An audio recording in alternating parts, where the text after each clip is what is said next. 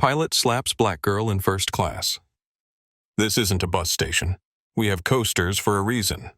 Captain Victor Reynolds snarled, his imposing figure casting a shadow over Zara Mitchell's seat, his finger pointing accusingly at the water glass on her armrest. The sharp, ugly crack of a hand striking flesh echoed through the first-class cabin of Aura Airlines Flight 219. Time seemed to freeze as passengers gasped in collective shock.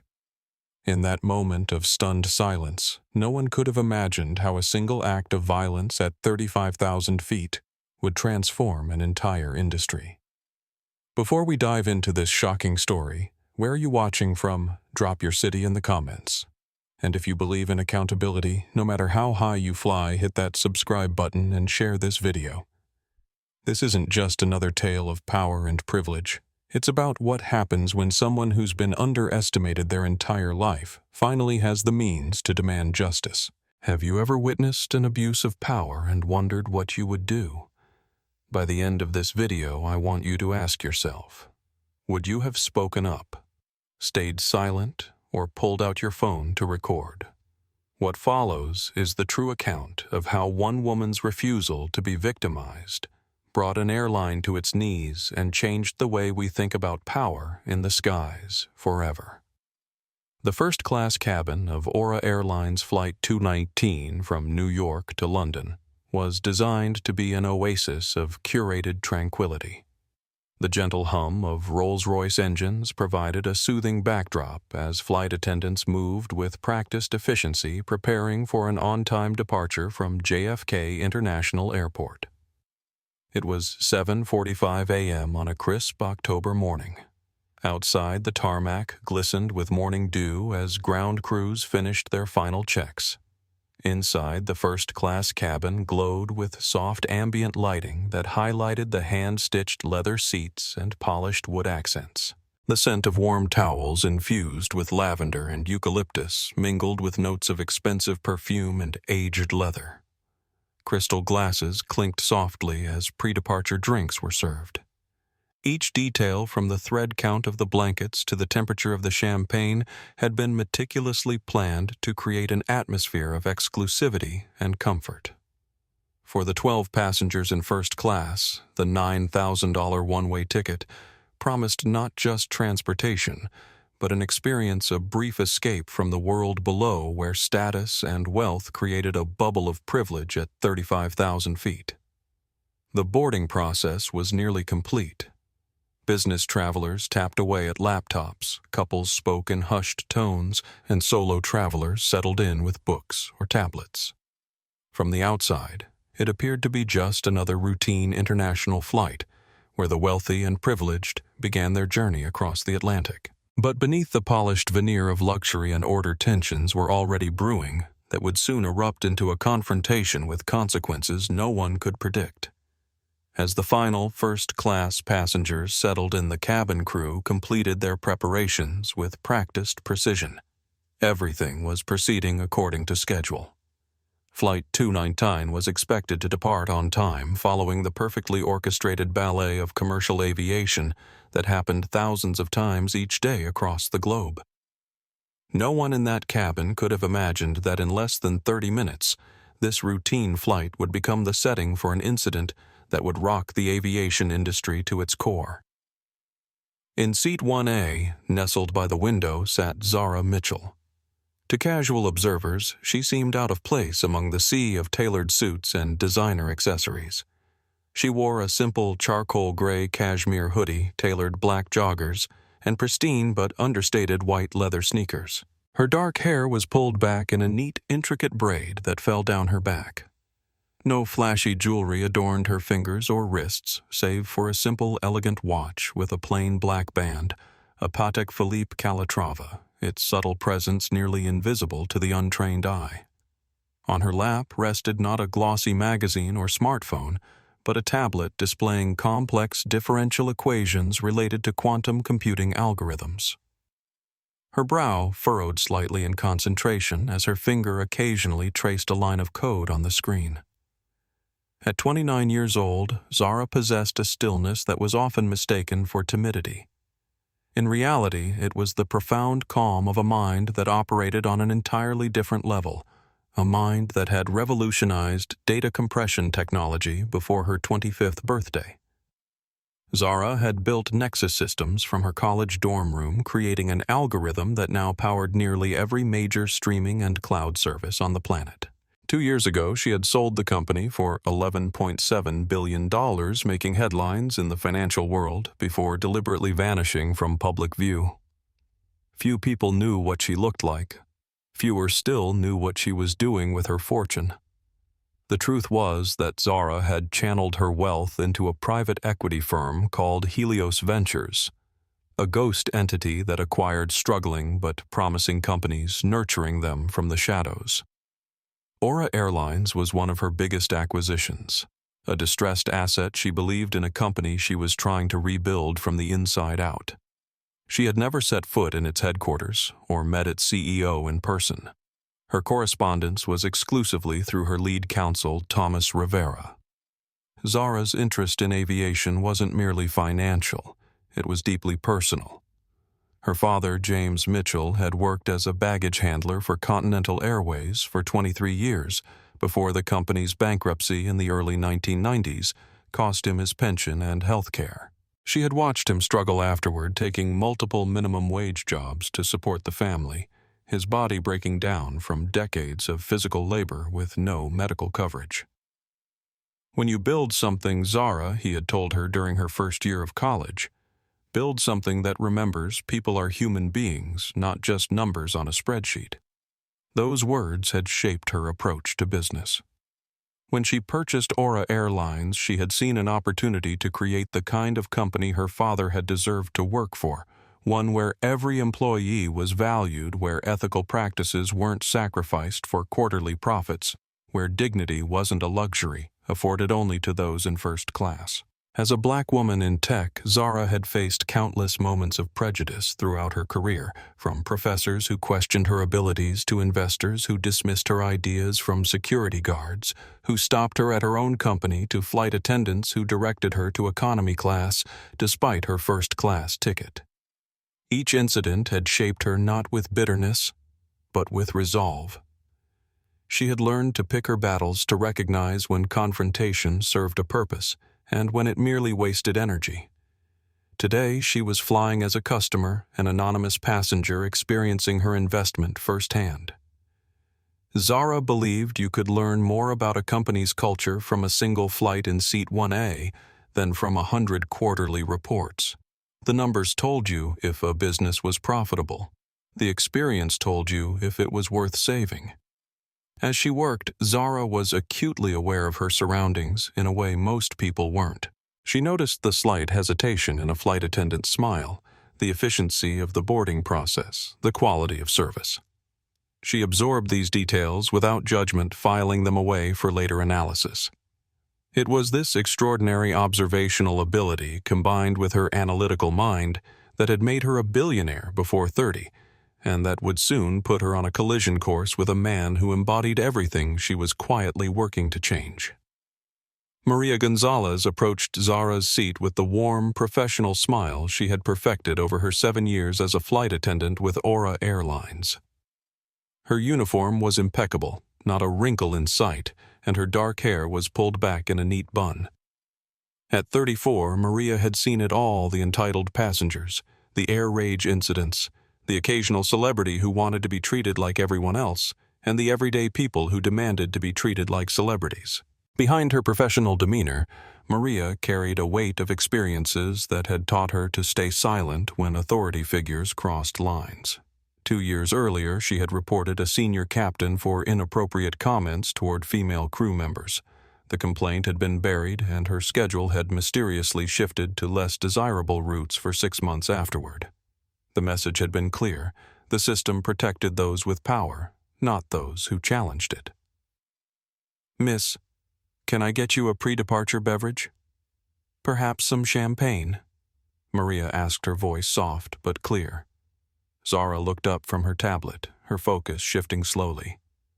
"Just some sparkling water with a slice of lemon, please." "Thank you, Maria," she said, having noted the name tag. Maria's smile widened slightly, genuinely pleased at being acknowledged as a person, rather than just part of the uniform. "Of course, miss. Right away." As Maria turned to prepare the drink, a commotion erupted across the aisle. Richard Hartman, a man in his late 50s with a florid face and a stomach that strained the buttons of his expensive shirt, was attempting to jam an oversized Louis Vuitton carry-on into the overhead bin. "This is ridiculous," he grumbled loud enough for everyone to hear. "They make these bins smaller every year." His expensive cologne wafted through the cabin as he struggled with the bag. Maria returned with Zara's water. "Sir, I'd be happy to check that for you," she offered.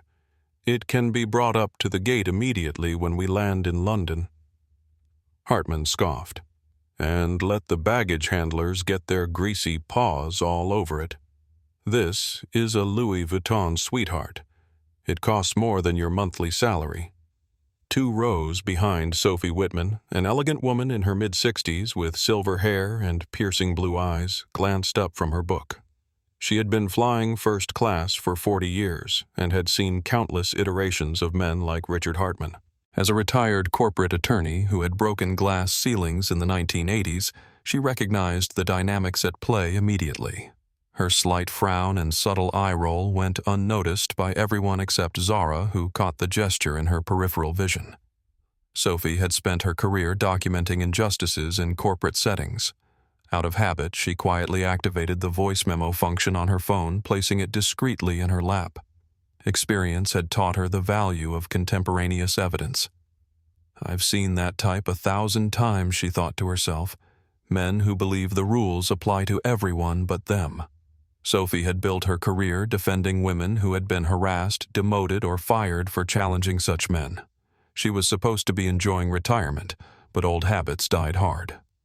Meanwhile, in the cockpit, First Officer James Sullivan was running through the pre-flight checklist. At 32, he was one of the youngest first officers on international routes. His clean-cut appearance and by-the-book approach had earned him respect among his peers, but his quiet demeanor often made him invisible in the presence of more dominant personalities, particularly Captain Reynolds. Sullivan carried his own internal conflicts. His father and grandfather had both been airline pilots in the golden age of aviation, and they had instilled in him a deep respect for hierarchy and tradition. Yet his own experiences, including witnessing the mistreatment of crew members by senior captains, had planted seeds of doubt about this model of leadership. He had a wife and a newborn at home. He couldn't afford to make waves. But the question haunted him: at what point did silence become complicity? Sullivan and Reynolds had a complicated history. 3 years earlier, they had flown together during a severe turbulence incident where Reynolds's quick decision-making had potentially saved lives. Sullivan had admired the captain's technical skills but had grown increasingly uncomfortable with his treatment of crew members, particularly women and minorities. The cognitive dissonance respecting the pilot while questioning the man created a constant tension that Sullivan struggled to resolve. As the cabin crew prepared for departure, these individuals, each with their own histories, perspectives, and positions in the invisible hierarchy of the aircraft, were about to become unwitting players in a drama that would reshape their lives and careers in ways none of them could anticipate. Captain Victor Reynolds strode through the terminal with the confident gait of a man who knew his place in the world. At 58, he cut an imposing figure in his perfectly pressed uniform, the 4 gold stripes on his epaulets gleaming under the fluorescent lights.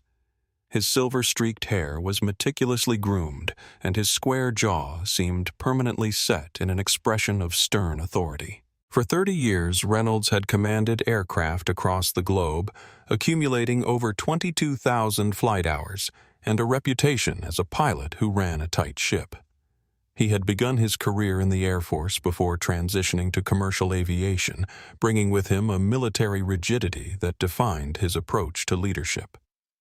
To Victor, an aircraft wasn't just a commercial vehicle, it was his domain, and everyone on board, from the first-class passengers to the cabin crew, was subject to his authority. Behind the commanding presence, however, lay a man increasingly at odds with a changing world.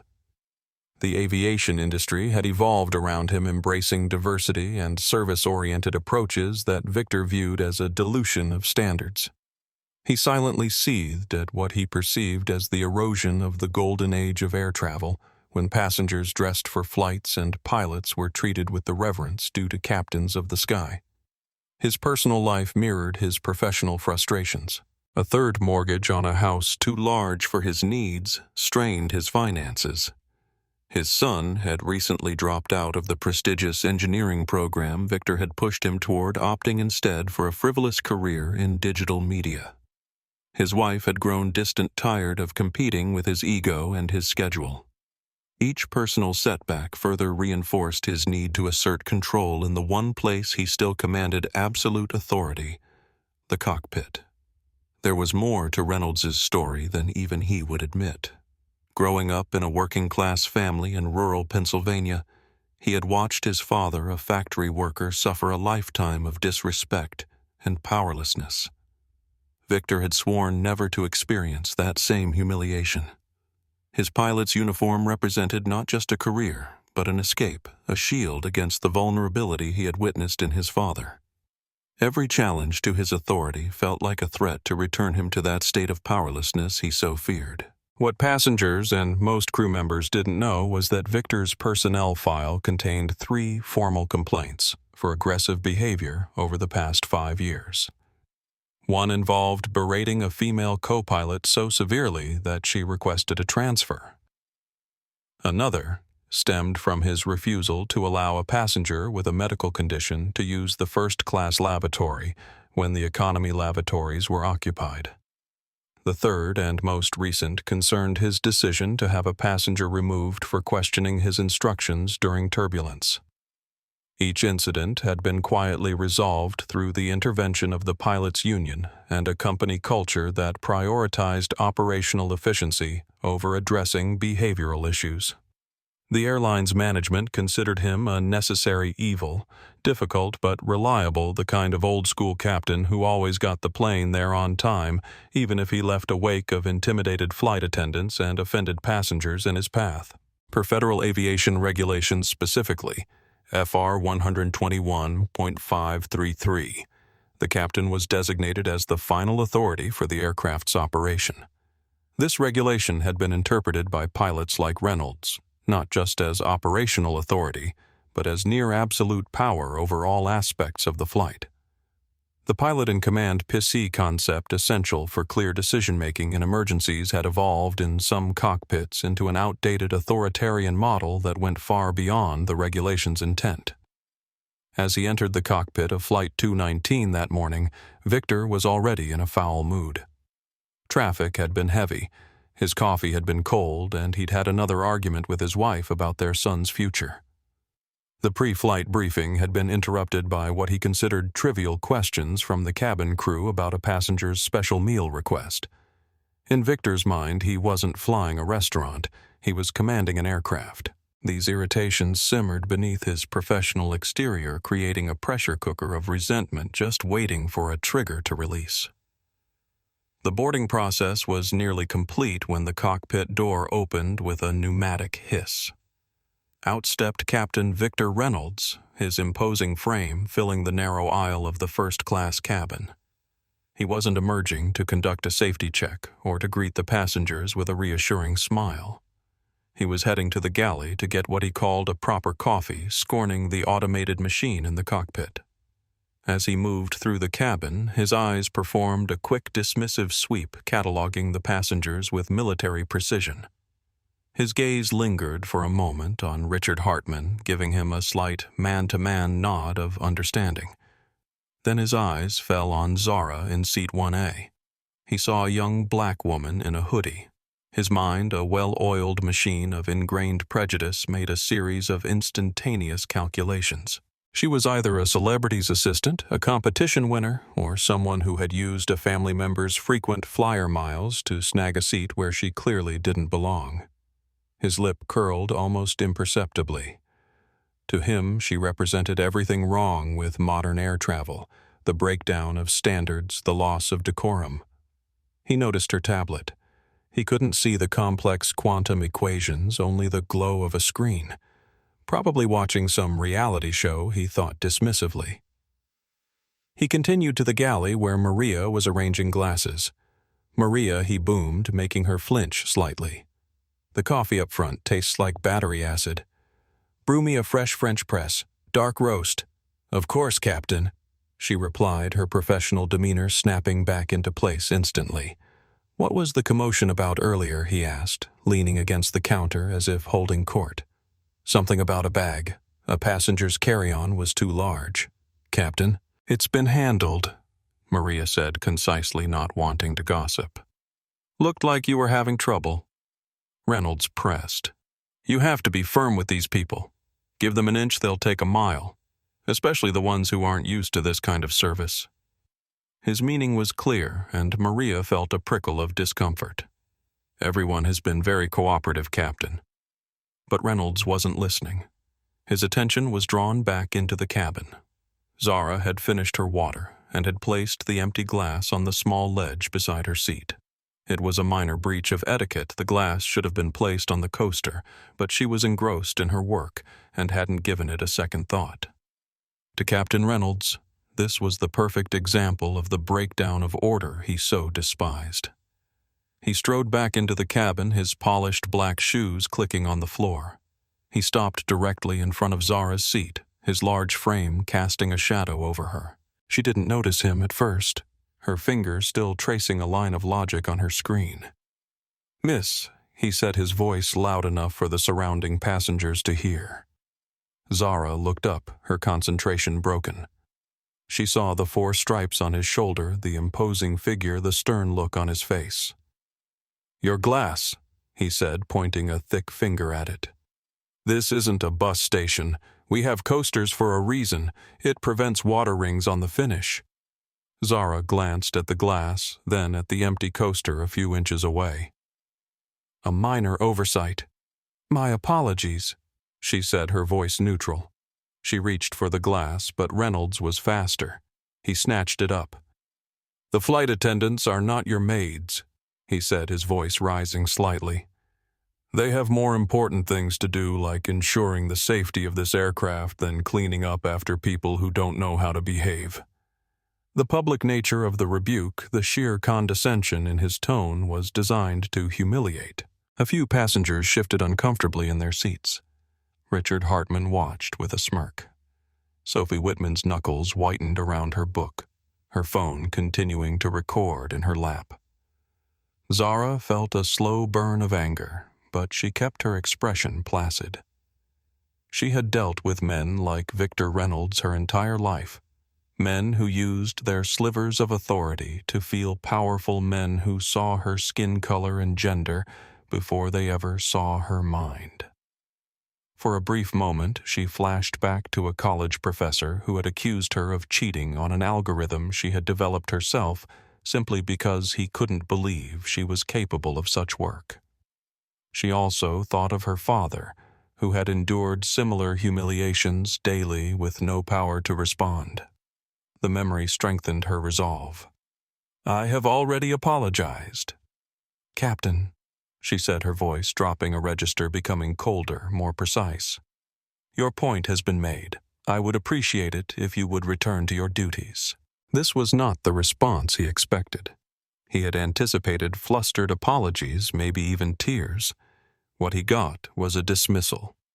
This girl in a hoodie, was dismissing him. My duties, he said, with a low, menacing laugh, include ensuring a comfortable and orderly environment for my paying first-class passengers. Some people, it seems, need to be reminded of the standards. And your standards include berating a passenger over a misplaced glass.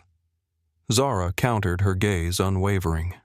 That seems like a rather inefficient use of your time, especially during final boarding preparations. She had pricked his ego. He felt his authority being questioned in front of his passengers. His face, already ruddy, began to darken.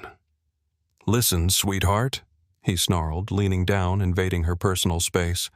I don't know what kind of lucky break got you this seat, but you are a guest on my aircraft.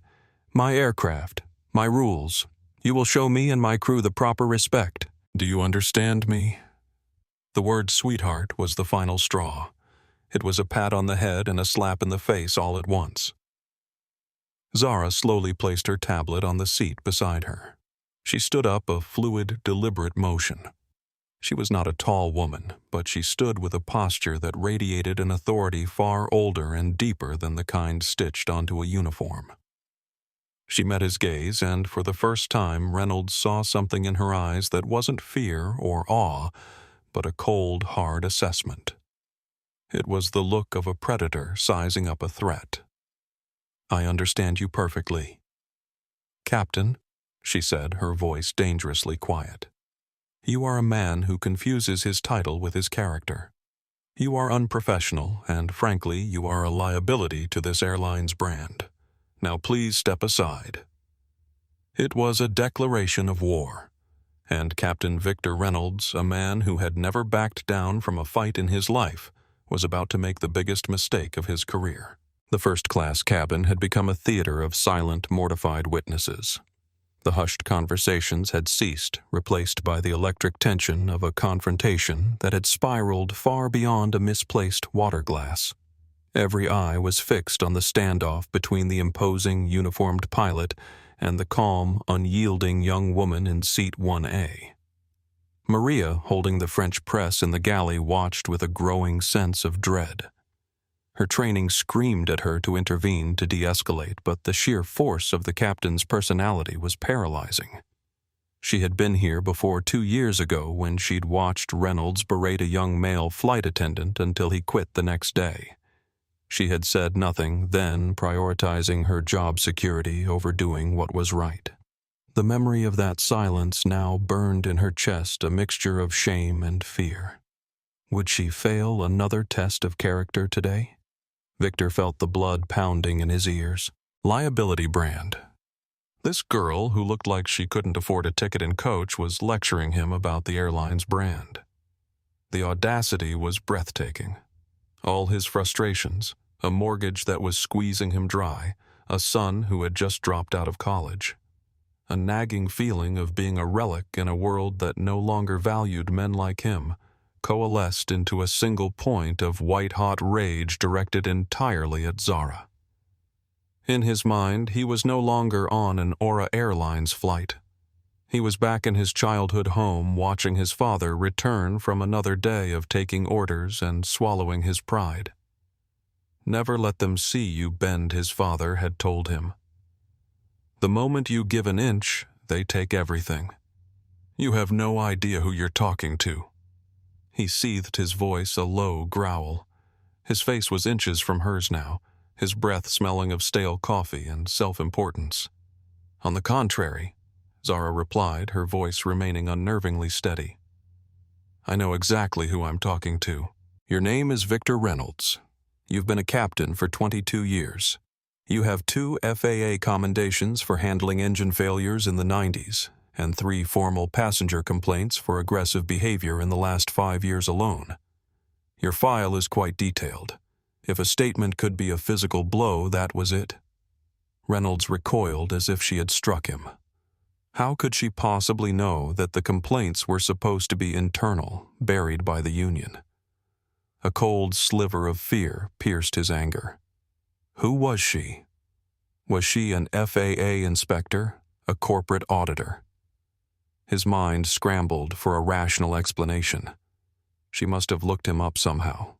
A lucky guess. A bluff. He couldn't let her win. He couldn't let her expose him. He had to reassert his dominance immediately and decisively. "You're clever," he spat, his fear twisting back into fury. "You think you can intimidate me with a few bits of information you scraped off the internet. You're out of your league, girl. This is the real world, and on this plane, I am the law. The law is governed by protocols and regulations which you are currently violating." Zara stated her tone that of a professor correcting a particularly dense student. "Your behavior is erratic and unprofessional. For the safety of this flight, I am requesting that you return to the cockpit and allow the first officer to handle the departure." It was a perfectly reasonable, logical request, and it was the most insulting thing she could have possibly said. She had not only challenged his authority, she had questioned his competence to fly the plane. She had, in his mind, tried to strip him of his very identity. In his memory, Victor was suddenly 8 years old again, watching his father being berated by his boss in front of the other workers. He remembered the humiliation in his father's eyes, the powerlessness. He had vowed never to experience that feeling himself. Something inside Victor Reynolds snapped. The sequence of events seemed to happen in horrifying slow motion. He raised his right hand, the one adorned with a chunky gold ring. His arm moved through the air, a blur of navy blue and gold. The passengers gasped a collective intake of breath. Maria took an involuntary step forward from the galley, a small no escaping her lips. Zara saw it coming. Her eyes widened, not in fear, but in disbelief. She had calculated the probabilities, analyzed his psychological profile based on his actions. She had predicted a verbal explosion, perhaps an attempt to have her forcibly removed. She had not factored in physical assault. It was an irrational variable, a catastrophic system failure. The sharp, ugly crack of his hand connecting with her cheek echoed through the silent cabin. It was not a gentle tap or a shove. It was a full, open-handed slap delivered with the force of a man who had lost all control. The impact snapped her head to the side, her intricate braid whipping through the air. For a single stunning heartbeat, there was absolute silence. The only sound was the ever-present, indifferent hum of the engines. A bright, angry red mark began to bloom on Zara's cheek. She slowly, deliberately turned her head back to face him. Her eyes were wide, and in their depths, the cold, analytical calm had been replaced by something far more terrifying, the still silent fury of a supernova about to detonate. She didn't cry out. She didn't raise her voice. She didn't even touch her cheek. She just stared at him. And in that silent, unwavering gaze, Captain Victor Reynolds finally understood that he had not just slapped a passenger. He had crossed a line, and on the other side of that line was a world of consequences he could not possibly begin to comprehend. The smirk on Richard Hartman's face vanished, replaced by a slack-jawed expression of shock. Sophie Whitman was already fumbling for her phone, her fingers trembling as she opened the camera app. A businessman in row 3 whispered, "Jesus Christ," and another passenger was standing halfway out of his seat, frozen in indecision. The spell was broken by Maria, who rushed forward, placing herself between them. "Captain, that's enough," she cried, her voice trembling but firm. "Please step back." In that moment, Maria made a choice that would define the rest of her career. The well-worn path of least resistance, staying silent, protecting her job suddenly seemed impossible to take. Her mind flashed to all the times she had witnessed smaller versions of this scene and done nothing. Not this time. Reynolds blinked as if coming out of a trance. He looked at his own hand, then at the red mark on Zara's face. A flicker of panic entered his eyes, but it was quickly stamped out by a desperate need to justify his actions. He couldn't have been wrong. She had provoked him. "This passenger is a security threat." He boomed, his voice straining to sound authoritative. She was insubordinate. She was threatening. "She is to be removed from my aircraft now." He pointed a shaking finger at Zara. "You get your things. You are not flying on Aura Airlines today or ever again." In the cockpit, James Sullivan had heard the commotion and emerged to see what was happening. He took in the scene, the captain's aggressive stance. The stunned passengers, the woman with a reddening cheek, and Maria standing protectively between them. His pilot training had prepared him for engine failures and weather emergencies, but nothing had prepared him for this. "Captain," he said quietly, "we need to complete our pre-flight checks. The tower's asking about our status." Reynolds barely glanced at him. "We'll be ready in 5 minutes. We just need to remove a disruptive passenger." Sullivan looked from Reynolds to Zara, then at the shocked faces of the other passengers. The conflict inside him was visible, the lifelong respect for chain of command battling with the clear evidence of wrongdoing before him. In that moment, he made his decision. "Sir, I need to document this incident according to FAA regulations," he said, his voice calm but firm. "Any physical contact with a passenger requires a complete incident report." Reynolds shot him a look of betrayal, but Sullivan stood his ground. He had chosen his side. James Reynolds said in a low, dangerous voice, "We go back 3 years. I saved your ass during that turbulence over the Atlantic. Don't do this." Sullivan's expression didn't change. "This isn't about loyalty, Captain. It's about doing what's right." Zara held Reynolds' gaze for one more long, chilling moment. Then she gave a single, almost imperceptible nod. She turned and calmly picked up her tablet and her small, nondescript backpack from the seat. She didn't argue. She didn't protest. As she walked towards the open door of the plane, she paused beside Maria. She looked at the horrified young flight attendant and spoke in a voice that was quiet but carried the weight of an iron promise. "Thank you for your professionalism, Maria," she said. Then she looked past her eyes finding Captain Reynolds one last time. "This," she said, her voice clear and cold, cutting through the stunned silence, "will be handled."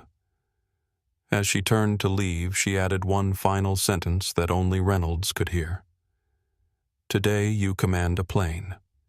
Tomorrow, I'll command your future." And with that, she stepped off the plane, leaving behind a first-class cabin in chaos, a terrified flight crew, and a captain who was utterly, hopelessly, and completely doomed. Sophie Whitman lowered her phone, having captured the entire exchange on video. She caught the eye of the businessman across the aisle who had also been recording. They exchanged knowing glances, silent witnesses to an abuse of power that would not go undocumented. An elderly man in row 4, Dr. Edward Chen, a retired surgeon who had remained silent during the confrontation, now shook his head sadly. In 50 years of flying, he murmured to his seatmate, "I've never seen anything like this. That poor young woman." His seatmate, a marketing executive named Vanessa Powell, nodded in agreement. "I'm canceling my Aura frequent flyer account as soon as we land," she whispered. "I can't support an airline that allows this kind of behavior." Victor, still standing in the aisle, pulled at his collar, suddenly aware of the dozen pairs of eyes fixed on him. His momentary triumph was already souring, giving way to the first inklings of doubt. He straightened his jacket and cleared his throat. "I apologize for the disturbance," he announced to the cabin at large. "We take the safety and comfort of our passengers very seriously. That's why disruptive individuals cannot be tolerated." No one responded. No one nodded in agreement. The silence was damning. Richard Hartman, seeking to break the tension, raised his hand. "Captain, when will we be taking off? I have a meeting in London this afternoon." Victor seized on the question like a lifeline. "We'll be departing shortly, sir. Thank you for your patience." He turned and strode back to the cockpit, his posture rigid, the back of his neck burning with the sensation of being watched. As the captain disappeared, the cabin erupted in hushed conversations. Passengers leaned across aisles, sharing their shock and disbelief. Maria, still shaken, began preparing for departure, moving mechanically through her tasks as her mind raced with the implications of what she had just witnessed and what she had finally chosen to do. Her hands trembled slightly as she arranged the glasses. She had stood up to Reynolds, placing her career on the line. After years of staying silent, of accepting the status quo, she had finally found her voice. It terrified her. It exhilarated her. And somewhere beneath the fear and adrenaline was a quiet sense of pride. Whatever happened next, she would face it, knowing she had done what was right, not what was easy. Think about what you would have done in this situation. Would you have recorded the incident like Sophie, spoken up like Maria? Or remained silent, hoping someone else would intervene? The choices we make in these moments of crisis reveal our true character. The jet bridge felt like a strange, sterile limbo between the rarefied air of first class and the bustling reality of the JFK terminal. Zara Mitchell walked with a steady, unhurried pace, her backpack slung over one shoulder. The stinging on her cheek had subsided into a dull, throbbing ache, a physical reminder of the gross violation that had just occurred. But her mind was already past the pain, past the humiliation. It was moving with the terrifying speed and clarity that had made her a billionaire. She wasn't processing emotion. She was processing data, calculating responses, and initiating protocols. As she walked, flashes of similar moments throughout her life flickered through her mind. The time a professor had challenged her authorship of her own algorithm, the venture capitalist who had addressed all his questions to her male assistant, the security guard who had stopped her at the entrance to her own company's building. Each incident had been a reminder that no matter her accomplishments, there would always be those who saw only her skin color and gender. Most vivid was the memory of her father coming home one night, his uniform dirty, his pride wounded. He had been berated by a passenger who had spilled coffee on himself and blamed the baggage handler who happened to be nearby. The airline had sided with the passenger. "You have to know your place," his supervisor had told him. Zara, just 7 at the time, had asked why he didn't fight back. "Because I need this job," he had answered simply. "Sometimes you have to swallow your pride to feed your family." This time was different. This time she had the power to do more than simply endure. This time she could reshape the very system that enabled such behavior. As she reached the gate agent's desk, the agent, a flustered man named David, was already on the phone, likely getting a garbled version of events from the flight crew. He looked up and saw her, his eyes widening at the distinct red handprint on her face. "Ma'am?" he stammered, unsure of what to do. The captain said. Zara held up a hand, a simple gesture that commanded silence. "I require no assistance from you," she said, her voice devoid of any warmth. "Just tell me one thing. What is the tail number of that aircraft?" The tail number." David blinked, confused by the request. "Yes, the tail number. The registration number painted on the aircraft. It's N418AU, November 418 Alpha." "Uniform," he replied, his training kicking in. "Thank you," she said, committing it to memory. She walked away from the gate, ignoring the curious and pitying stares of other passengers. She found a quiet corner of the terminal, pulled out her phone, and bypassed her usual contacts. Her thumb hovered over a single encrypted entry in her address book, Thomas Rivera. Thomas Rivera was less a lawyer and more of a weapon. He was the senior partner at one of the most powerful and discreet law firms in New York. He was the public face of Helios Ventures, the man who handled the acquisitions, the negotiations, the liquidations. He was a man who spoke in billion-dollar figures and ironclad contracts, and whose loyalty to Zara was absolute. He had known her since she was a teenage prodigy coding in her dorm room. He answered on the first ring. "Zara, is everything all right?" "You're supposed to be in the air." "There's been an alteration to my travel plans, Thomas," she said, her voice a flat line of controlled fury. "What happened?" he asked, his tone instantly shifting from collegial to razor-sharp. "I've been assaulted and ejected from Flight 219 in Aura Airlines aircraft tail number N418AU. The assailant was the pilot Captain Victor Reynolds." There was a dead silence on the other end of the line. Thomas Rivera was a man who had heard everything from hostile takeover threats to government investigations, but this left him momentarily speechless. Assaulted, he finally said the word, dripping with disbelief and menace. "Are you injured? Do you need medical attention? I can have a team there in 10 minutes. "The injury is superficial," Zara replied. "The insult, however, is fundamental. This isn't about one man's temper, Thomas. This is a symptom of a corporate culture I have failed to properly assess. A culture that has now put its hands on me." Thomas understood immediately. This wasn't a personal lawsuit she was contemplating. This was a business problem, and Zara Mitchell solved business problems with overwhelming and decisive force. "What are your orders?" he asked. "Initiate Helios Protocol," Zara commanded. The name was one they had created for a worst-case scenario, a complete and total activation of her power as a majority shareholder. "I want a full, immediate asset review of Aura Airlines. I'm invoking Emergency Clause 17B of the shareholder agreement, the one regarding gross negligence endangering the primary stakeholder. It allows for a unilateral freezing of executive authority pending a full board review." Thomas's pen could be heard scratching furiously. "Clause 17B, the God Mode Clause." "Understood. The CEO, Daniel Blackwood, will be legally paralyzed by the time he finishes his morning coffee. What else? I want Captain Victor Reynolds' entire professional and personal history on my desk within the hour. FAA records, union grievances, financial statements, social media, everything. I want to know the brand of toothpaste he uses."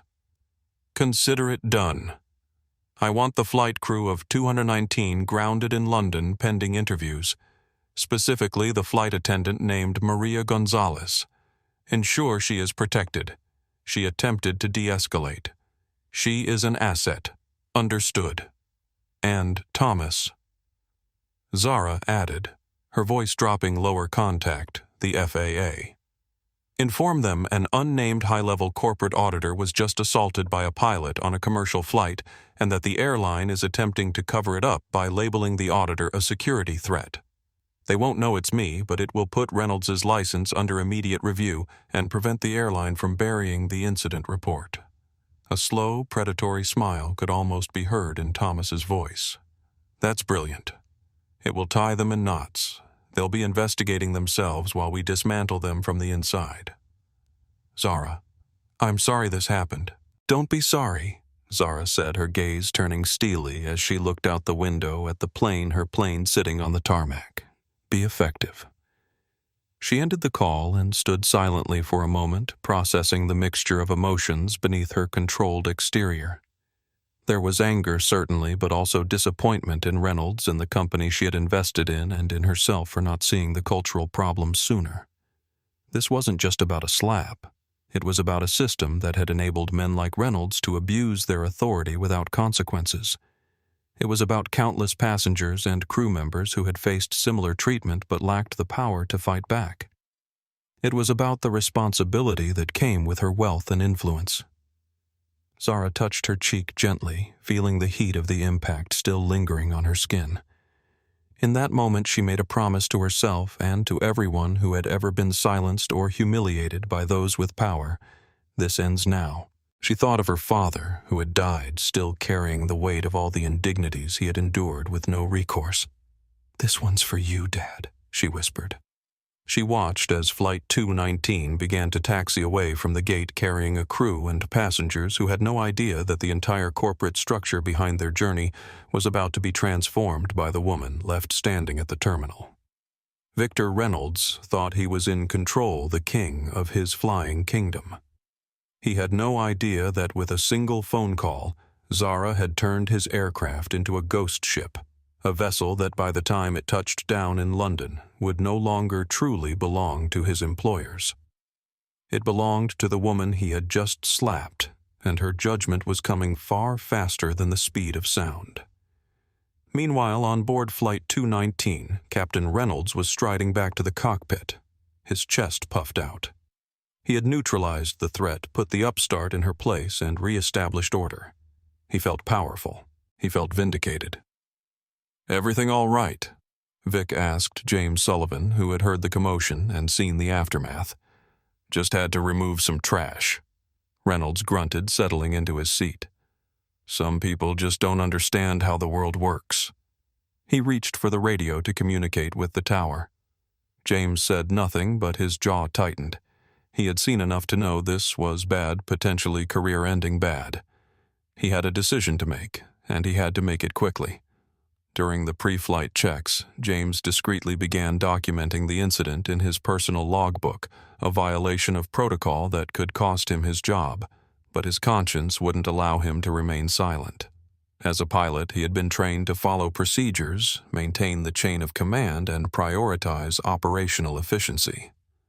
But he was also a husband and father who wanted to look his family in the eye and tell them he had done what was right. "Tower cleared us for takeoff," Reynolds announced, pushing the throttle forward. The massive engines of the Airbus A350 began to spool up with a deafening roar. As the plane accelerated down the runway, lifting gracefully into the sky, Victor Reynolds had no idea that he was flying a plane full of digital evidence that would soon be used against him. He thought he was the king in his castle, but he was merely a pilot in a multi-million-dollar asset that no longer truly belonged to his employers. Back at JFK, Zara was already implementing the next phase of her response. She found a quiet VIP lounge where she could work undisturbed.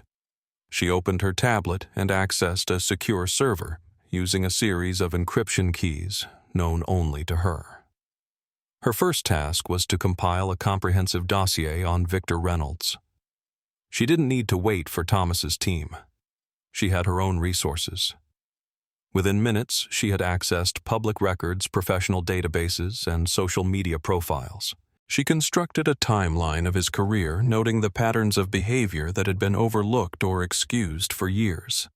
Next, she sent encrypted messages to key members of her team at Helios Ventures. Each received precise instructions related to their area of expertise, legal, financial, public relations. This wasn't just about punishing one man. It was about transforming an entire corporate structure. As she worked, Zara received a text from Thomas. Clause 17B activated.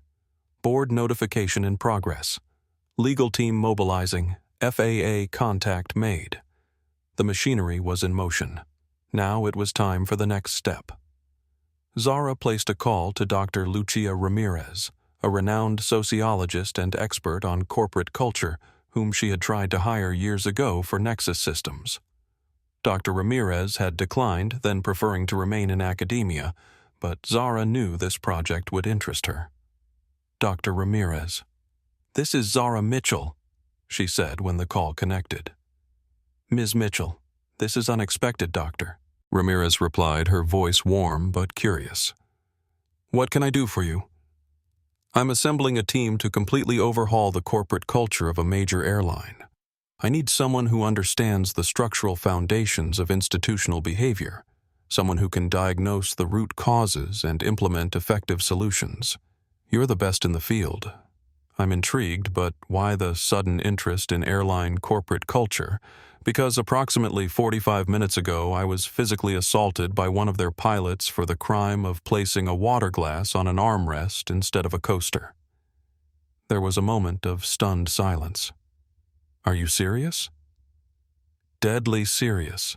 And it's not an isolated incident. It's a manifestation of deeply entrenched behavioral patterns that have been normalized and protected. I want to change that from the inside out.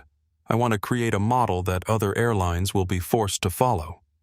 Are you interested?" Dr. Ramirez didn't hesitate. "When do we start? My team will contact you within the hour with details. Thank you, Doctor." With that piece in place, Zara turned her attention to the passengers who had witnessed the incident. Thomas's team would obtain statements from them when the plane landed in London, but Zara had another idea. She needed to ensure the narrative couldn't be controlled or suppressed by the airline. She composed a carefully worded message to be sent anonymously to several aviation industry journalists. Sources report a physical assault on a female passenger by a senior pilot on Aura Airlines Flight 219 to London today. Multiple witnesses' video evidence exists. FAA investigation pending. The message wasn't detailed enough to cause panic, but it was sufficient to put the incident on journalists' radar. By the time Flight 219 landed in London, reporters would be waiting. As Zara was setting these plans in motion, her phone rang. The caller ID showed unknown, but she answered anyway. "Miss Mitchell, this is Harold Jenkins, CEO of Skyline International." The voice was smooth, practiced with the unmistakable tone of someone who saw an opportunity and was moving quickly to capitalize on it. Skyline was Aura's main competitor, a larger airline that had been trying to acquire Aura for years. Somehow Jenkins had already gotten wind of the incident. Mr. Jenkins, Zara replied coolly. "I'm curious how you obtained this number." "I have my sources," he said evasively. "Let me get straight to the point. I've heard about what happened on Flight 219. Unconscionable. Absolutely unconscionable. I wanted to personally offer our services for your return journey to London and to express our interest in discussing a potential acquisition of Aura Airlines. Their stock is about to take a significant hit, and we're prepared to make a very generous offer." Zara's eyes narrowed. The vultures were already circling, and the incident had barely happened. More disturbing was how quickly Jenkins had obtained information that should have been confidential. "Thank you for your concern, Mr. Jenkins," she said, her voice neutral. "But I'm not interested in selling Aura Airlines. In fact, I'm about to invest significantly more resources into it. With all due respect, Ms. Mitchell, the company is about to face a PR nightmare." "The value of your investment is not your concern," Zara cut him off. "And Mr. Jenkins, your sources within my company have just identified themselves. That will be handled as well." She ended the call, adding a new task to her growing list: identify the leak within Aura who had contacted Jenkins so quickly. This wasn't just about Reynolds anymore. There were deeper problems throughout the organization, a network of self-interest and disloyalty that needed to be exposed and excised. Meanwhile, at 35,000 feet over the Atlantic, Victor Reynolds was flying the plane, blissfully unaware that his career and reputation were already in free fall. 6 hours into the transatlantic crossing, Flight 219 cruised smoothly at 38,000 feet. The initial turbulence of departure had given way to the steady rhythm of long-haul flight. In the cockpit, Victor Reynolds maintained a professional facade, running through the routine checks and communications that had been second nature to him for decades.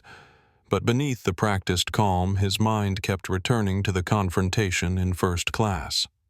The memory of the slap played on loop in his head, the sound it made, the woman's expressionless face afterward, the way the other passengers had looked at him.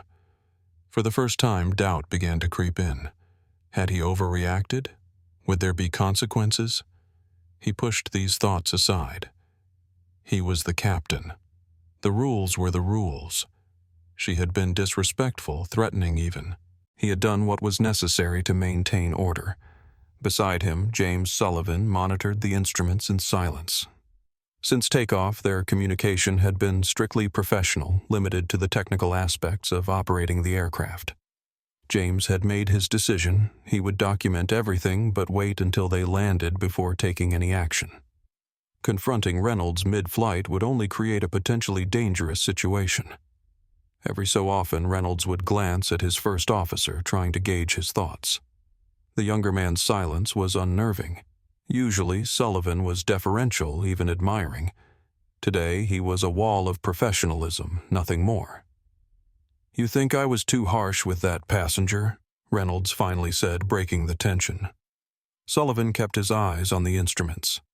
"It's not my place to comment on your decisions, Captain." "That's not an answer, James." Sullivan turned to face him directly. "Do you want an honest answer or a comfortable one?" Reynolds frowned. "I've always valued honesty." "Then, yes, I think you crossed a line. Physically striking a passenger is never acceptable, regardless of the provocation. It violates FAA regulations, airline policy, and basic human decency." Reynolds felt his face flush with anger. But before he could respond, Sullivan continued. "And I've documented the incident in my personal log. When we land, I'll be filing a formal report with both the airline and the FAA. I wanted you to know that." The words hit Reynolds like a physical blow. His first officer, the quiet, by-the-book pilot he had mentored, was turning against him. The betrayal stung worse than any fear of administrative consequences. You're throwing away your career for some entitled passenger who doesn't know her place. Reynolds said, his voice low and dangerous. Sullivan didn't flinch. "I'm protecting my career by doing what's right, and maybe in some small way I'm protecting yours too. If you faced consequences earlier for your behavior, it might never have escalated to this point. You know nothing about me, James. Nothing about the road I've traveled to get here. I know you saved that flight during the turbulence 3 years ago. I know you're one of the best technical pilots I've ever flown with, and I know that none of that gives you the right to treat people the way you do." With that, he turned back to his instruments, ending the conversation as firmly as it had begun. Reynolds sat in stunned silence, the reality of his situation beginning to dawn on him. This wasn't going to blow over. This wasn't going to be buried like the other complaints. This time there would be a reckoning. In the first-class cabin, the atmosphere remained subdued. The usual convivial buzz of conversation was replaced by hushed exchanges and furtive glances. The incident had cast a pall over the luxury experience these passengers had paid thousands for. Maria moved through the cabin with professional efficiency, but her usual warmth was muted. Each time she passed seat 1A, now occupied by a passenger who had been upgraded from business class, she felt a stab of guilt. She should have done more, intervened sooner. The image of Zara's calm dignity in the face of such humiliation haunted her. During a quiet moment in the galley, Maria replayed the incident in her mind for the 100th time. What if she had stepped between them earlier? What if she had reminded the captain of protocol? What if she had simply called out his behavior as inappropriate? Would it have made a difference, or would it have simply cost her her job? The questions tormented her, but beneath them was a growing resolve. Whatever happened when they landed, she would tell the truth. No more looking the other way. No more protecting the status quo at the expense of what was right. Richard Hartman sat with his third scotch, no longer making eye contact with the crew or fellow passengers. His initial smirk of approval had given way to discomfort as he realized he had tacitly supported an act that most people would find indefensible. It was one thing to be elitist. It was another to witness assault and do nothing. Sophie Whitman had spent the first hour of the flight reviewing the video she had captured, ensuring it was safely backed up to her cloud account. She had also written a detailed account of the incident, noting time's exact words spoken and the reactions of those present. Sophie had spent 40 years as a corporate attorney before retirement. She knew the value of contemporaneous documentation. A row behind her, a tech executive named Michael had been doing the same. He had already edited his video, enhancing the audio and adding subtitles for clarity. When the plane landed, it would take him less than 30 seconds to upload it to multiple platforms. In business class, a travel blogger named Jessica was composing a scathing post about what she had heard from first-class passengers who had come back to use the lavatories. Aura Airlines, where first-class service includes assault, read her headline. She would post it the moment they landed and had Wi-Fi again. Dr. Edward Chen, the retired surgeon, had spent most of the flight reflecting on the incident. He had witnessed numerous examples of abused authority during his medical career and had always prided himself on speaking up. Today, he had remained silent, and the realization troubled him deeply. When a flight attendant offered him a drink, he asked for her name and the airline's customer feedback email. "I need to report what I saw," he explained. "That young woman deserves justice." As the flight continued, what no one on board realized was that they had become unwitting participants in a drama that extended far beyond the confines of the aircraft. While they crossed the Atlantic, forces were being mobilized on both sides of the ocean, forces that would transform a single act of violence into a corporate earthquake. Back in New York, Thomas Rivera was coordinating a response team that now included legal experts, PR specialists, aviation consultants, and financial analysts. Every aspect of Aura Airlines was being scrutinized, every weakness identified, every opportunity for leverage cataloged. Meanwhile, in London, journalists were already assembling at Heathrow, responding to tips about an incident on an incoming Aura flight. Airport officials had been alerted to a potential situation requiring their attention upon arrival. and the FAA had initiated a preliminary inquiry requesting that Captain Victor Reynolds be held for questioning upon landing. As Flight 219 began its initial descent into London Heathrow, the passengers fastened their seatbelts, unaware that they were about to land in the center of a perfect storm, one that had been meticulously engineered by the woman who had been forced to leave the plane before it ever took off. I want you to consider this question. Have you ever witnessed someone abuse their authority? What was your response? The passengers on Flight 219 each made different choices. Some recorded evidence, others planned to report what they saw, and some stayed silent. Their individual decisions would collectively contribute to what happens next. The next morning, London was draped in its typical gray drizzle. In a gleaming tower in Canary Wharf, Daniel Blackwood, the CEO of Aura Airlines, was having a spectacular day. He stood before his executive board in a room with a panoramic view of the city, his hands gesturing emphatically at a series of upward-trending charts on a massive screen. As you can see, gentlemen, he said, his voice smooth and confident, our Q3 passenger satisfaction scores are up by 12%. Our on-time departure rates are the best in the industry. The Aura brand is not just recovering, it's soaring. Blackwood was a man who lived and breathed brand identity. At 49, he was handsome, charismatic, and impeccably dressed in a Savile Row suit. He saw Aura Airlines not as a transportation company, but as a curator of luxury experiences. He was brilliant at marketing, passable at logistics, and completely oblivious to the rot that could fester in the deeper levels of his own company. He knew, of course, about the airline's silent majority owner. He knew they were represented by a notoriously ruthless firm called Helios Ventures, and he knew their lead counsel, Thomas Rivera, was a man you did not want to receive a call from. But the arrangement had been perfect for him. The owner remained anonymous, pouring in capital and demanding only one thing in return: results. And Blackwood was delivering those results, or at least he was delivering the appearance of results which in his mind amounted to the same thing. Beneath his confident exterior, however, Blackwood carried his own insecurities. The son of a small-town insurance salesman, he had climbed the corporate ladder through charm and cunning rather than authentic leadership. He had developed a masterful ability to take credit for successes and distance himself from failures. The image he projected of the bold visionary CEO was carefully constructed to hide his fundamental fear that he was an imposter who would eventually be exposed. As the meeting continued, Blackwood outlined his vision for the upcoming quarter. We're seeing exceptional traction with our new Elevate campaign. Bookings for our premium cabins are up 17% year over year, and our customer retention rate for first and business class is at an all-time high of 88%. The board members nodded approvingly. Numbers didn't lie, and these numbers painted a picture of a company on the rise. None of them noticed Blackwood's personal assistant slip quietly into the room until she placed a tablet in front of him with an urgent message flagged in red.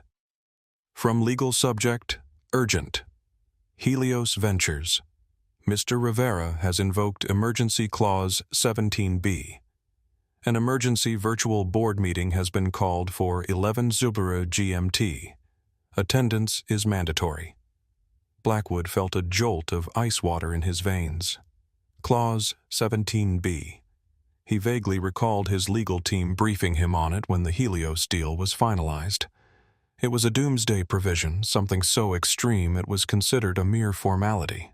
It effectively gave the majority owner the power to seize control of the company under extraordinary circumstances.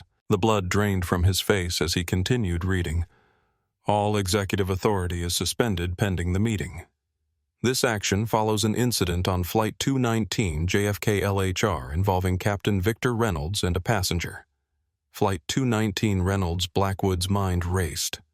There had been a minor incident report in his morning briefing, something about a disruptive passenger being removed before takeoff. Standard procedure, nothing to warrant this kind of nuclear response. "Excuse me, gentlemen," he said to the board, his confident smile faltering for the first time.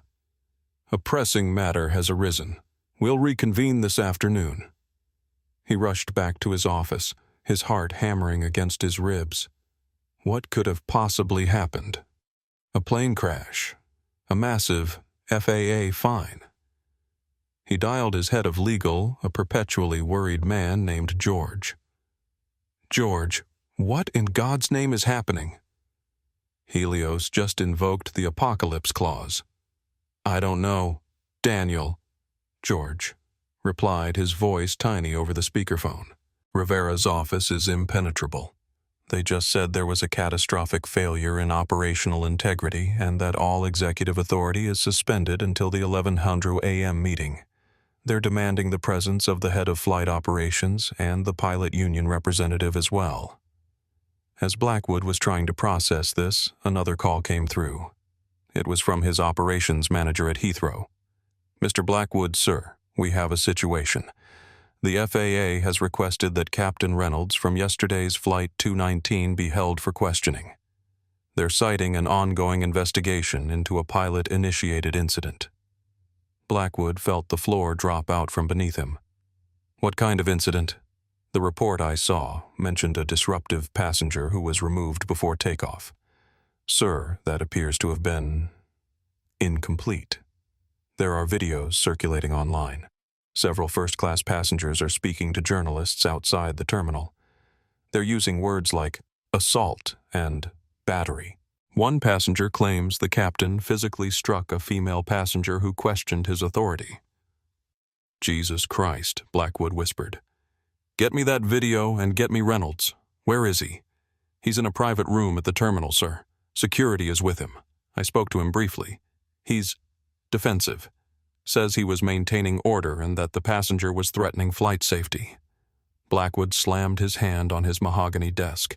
A single arrogant pilot was about to torpedo his entire career. But he was still convinced this was a containable PR crisis, an overzealous captain, an unfortunate incident. They would issue a profound apology, offer the wronged passenger a lifetime of free flights, and fire Reynolds in a very public, dramatic fashion. It was manageable. As he was formulating his crisis response, his direct line rang. It was Charlotte Wilson, his head of public relations. Daniel. We have a serious problem, she said, without preamble. Harold Jenkins from Skyline just gave an interview to Aviation Weekly, claiming he's in talks with Helios about acquiring our assets. What? That's absurd. Helios would never sell to Skyline. There's more. Skyline is running targeted ads offering special incentives to Aura frequent flyers to switch loyalty programs. They're explicitly referencing recent incidents and promising a safer, more respectful flying experience. They're moving awfully fast, Blackwood muttered, almost as if they knew this was coming. That's not all, Charlotte continued. I just got a call from HR. 6 of our senior pilots received recruitment offers from Skyline this morning. The timing can't be coincidental. Blackwood's mind was racing. Skyline wasn't just an opportunistic vulture. They were actively exploiting the situation.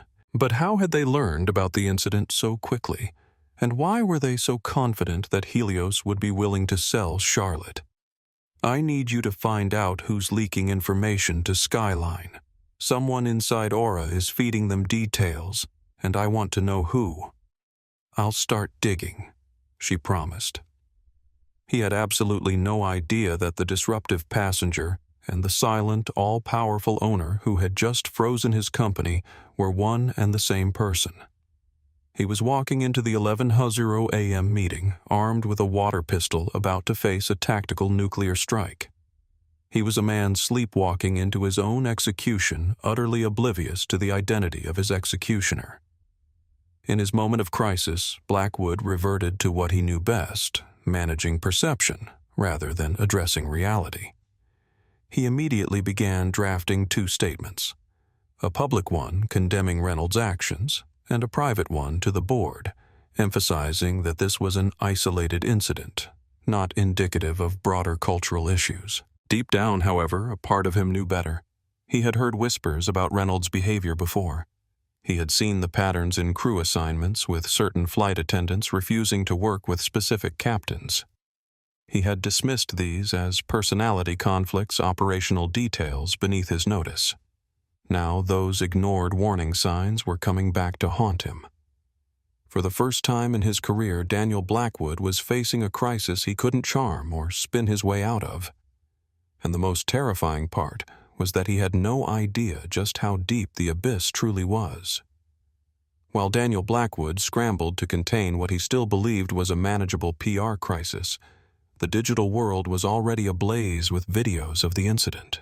Sophie Whitman had been the first to upload her footage, sharing it directly to her private network of influential friends and former colleagues in corporate law. Within hours, it had been viewed by senior partners at 3 of the largest law firms in London, a retired judge and 2 members of Parliament. Michael, the tech executive, had taken a different approach. He had edited his video for maximum impact, adding captions that highlighted Reynolds' most egregious statements, then uploaded it to multiple social platforms simultaneously the moment the plane landed. By the time he reached his hotel, it had been viewed over 50,000 times. Jessica, the travel blogger with a modest but dedicated following, had posted her scathing account embedding Michael's video and adding her own commentary. "I witnessed a captain physically assault a woman for questioning his authority. This isn't just bad service, it's criminal behavior." The videos showed the confrontation in unflinching detail. Reynolds looming over Zara, his aggressive posture, his condescending tone, and finally the shocking moment of impact, his open hand striking her face with enough force to snap her head to the side.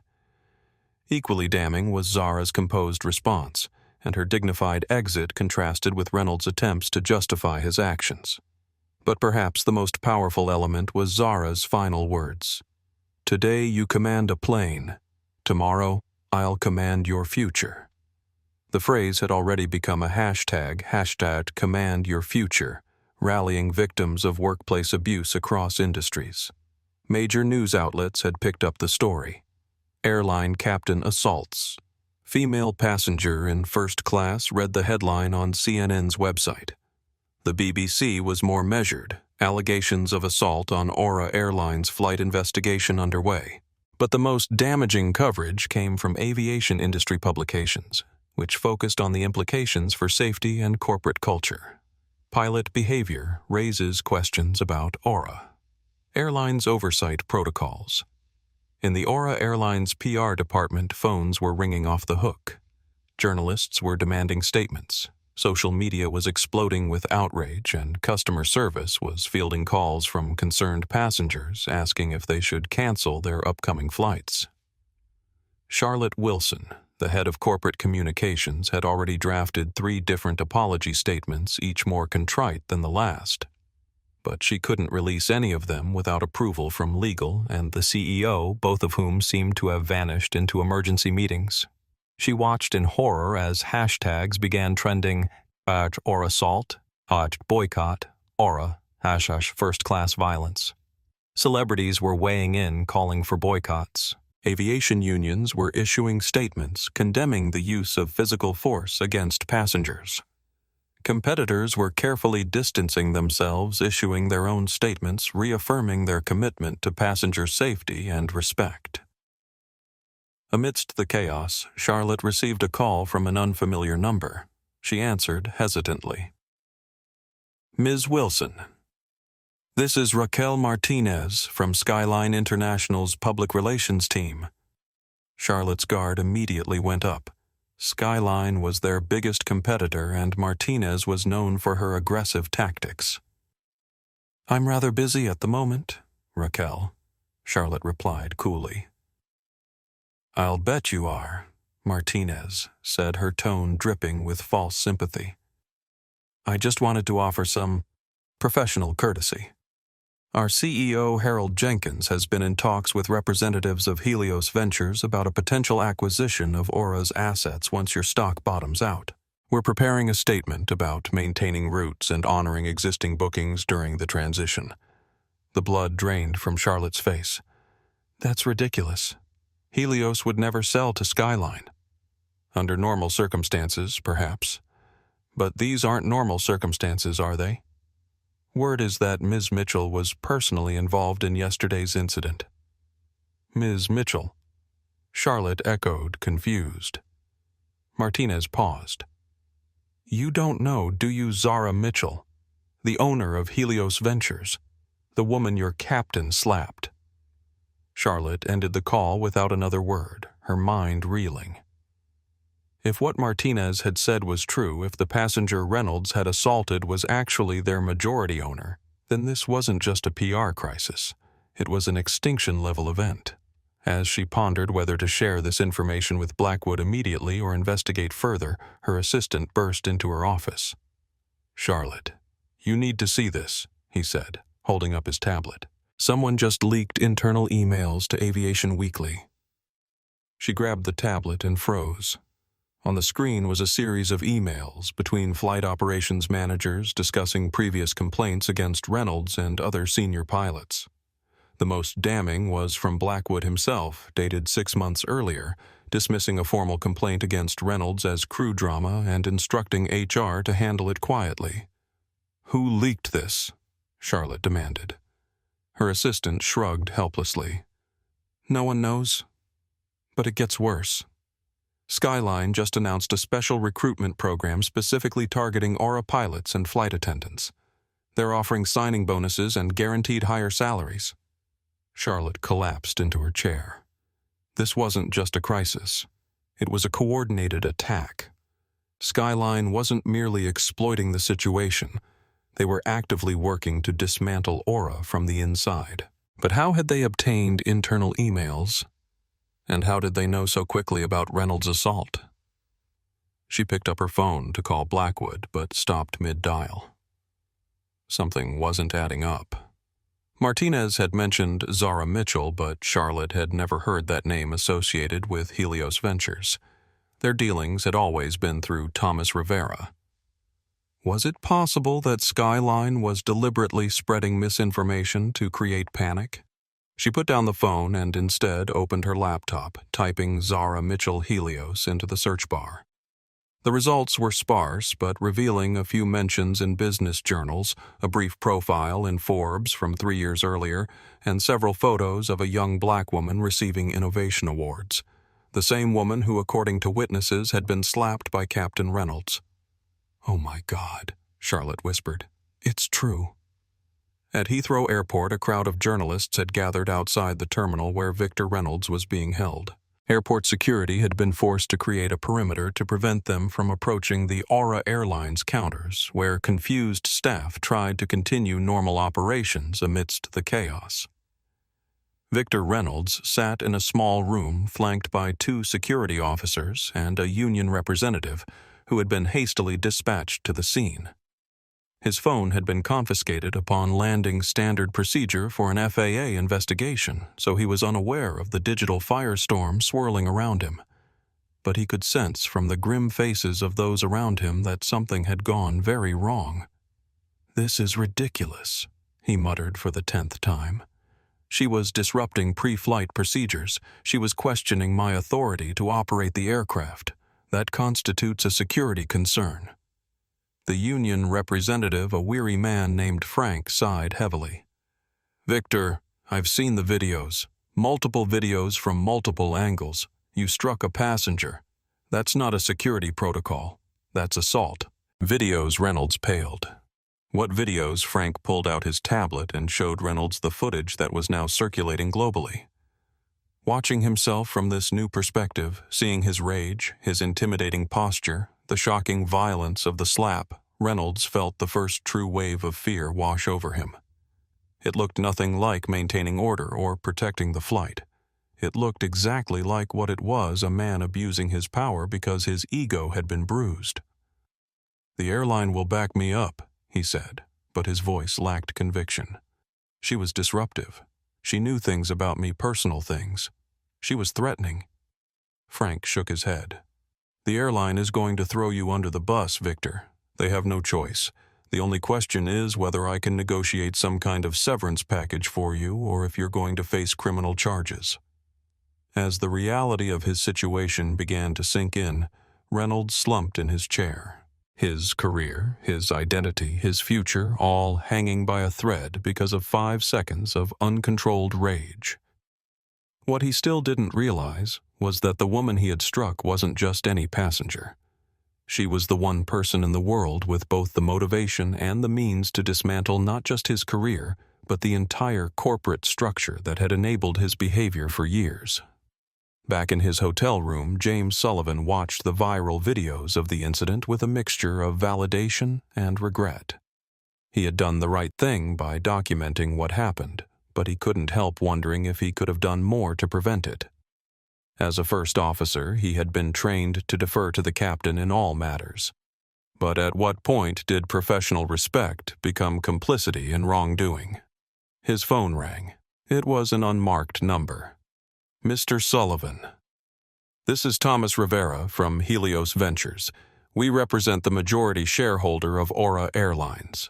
We'd like to discuss yesterday's incident in detail. Your perspective would be invaluable. Sullivan took a deep breath. This was the moment of truth, the line between his old life of quiet compliance and a new path of active integrity. I'll tell you everything I saw, he said, and everything I should have done differently.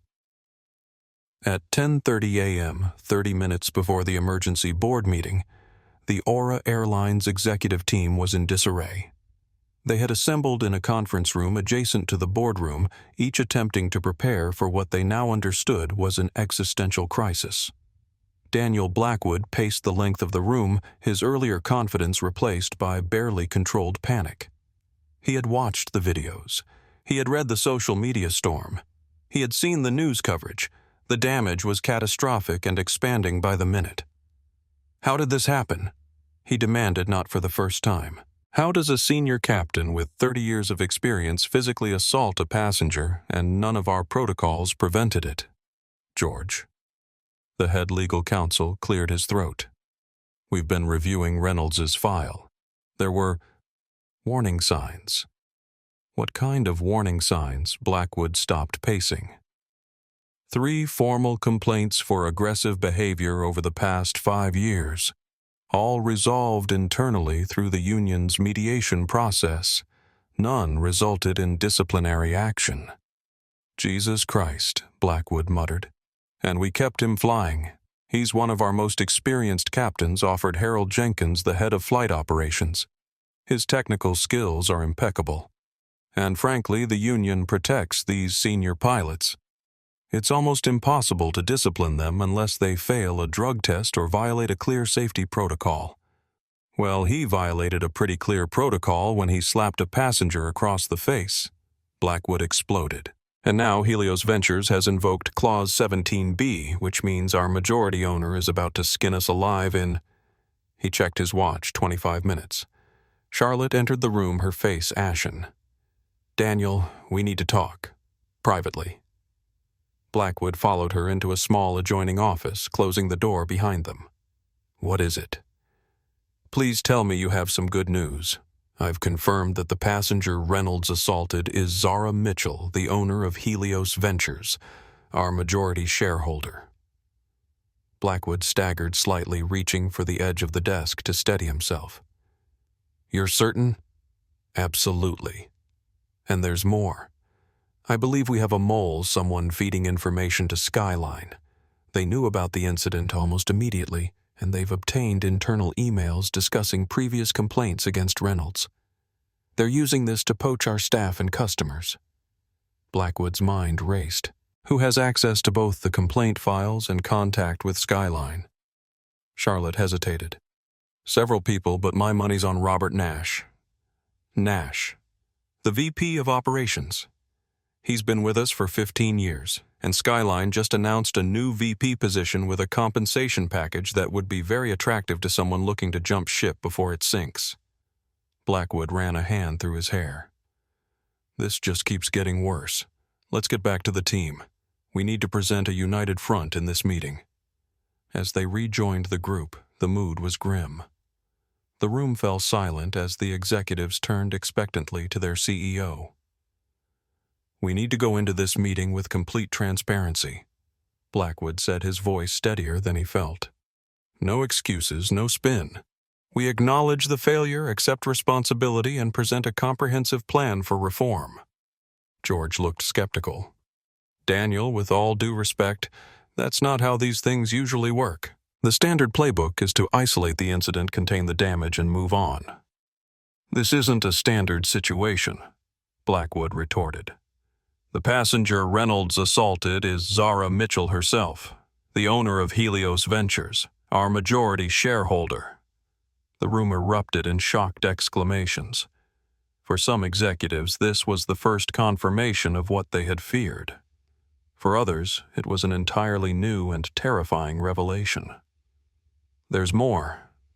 Blackwood continued once the initial shock had subsided. We believe someone inside Aura is actively feeding information to Skyline. They're using this crisis to undermine us from within. Robert Nash. A thin man with wire-rimmed glasses shifted uncomfortably in his seat. That's a serious accusation, Daniel. Do you have any evidence? Not yet. Blackwood admitted, watching Nash carefully. But we will.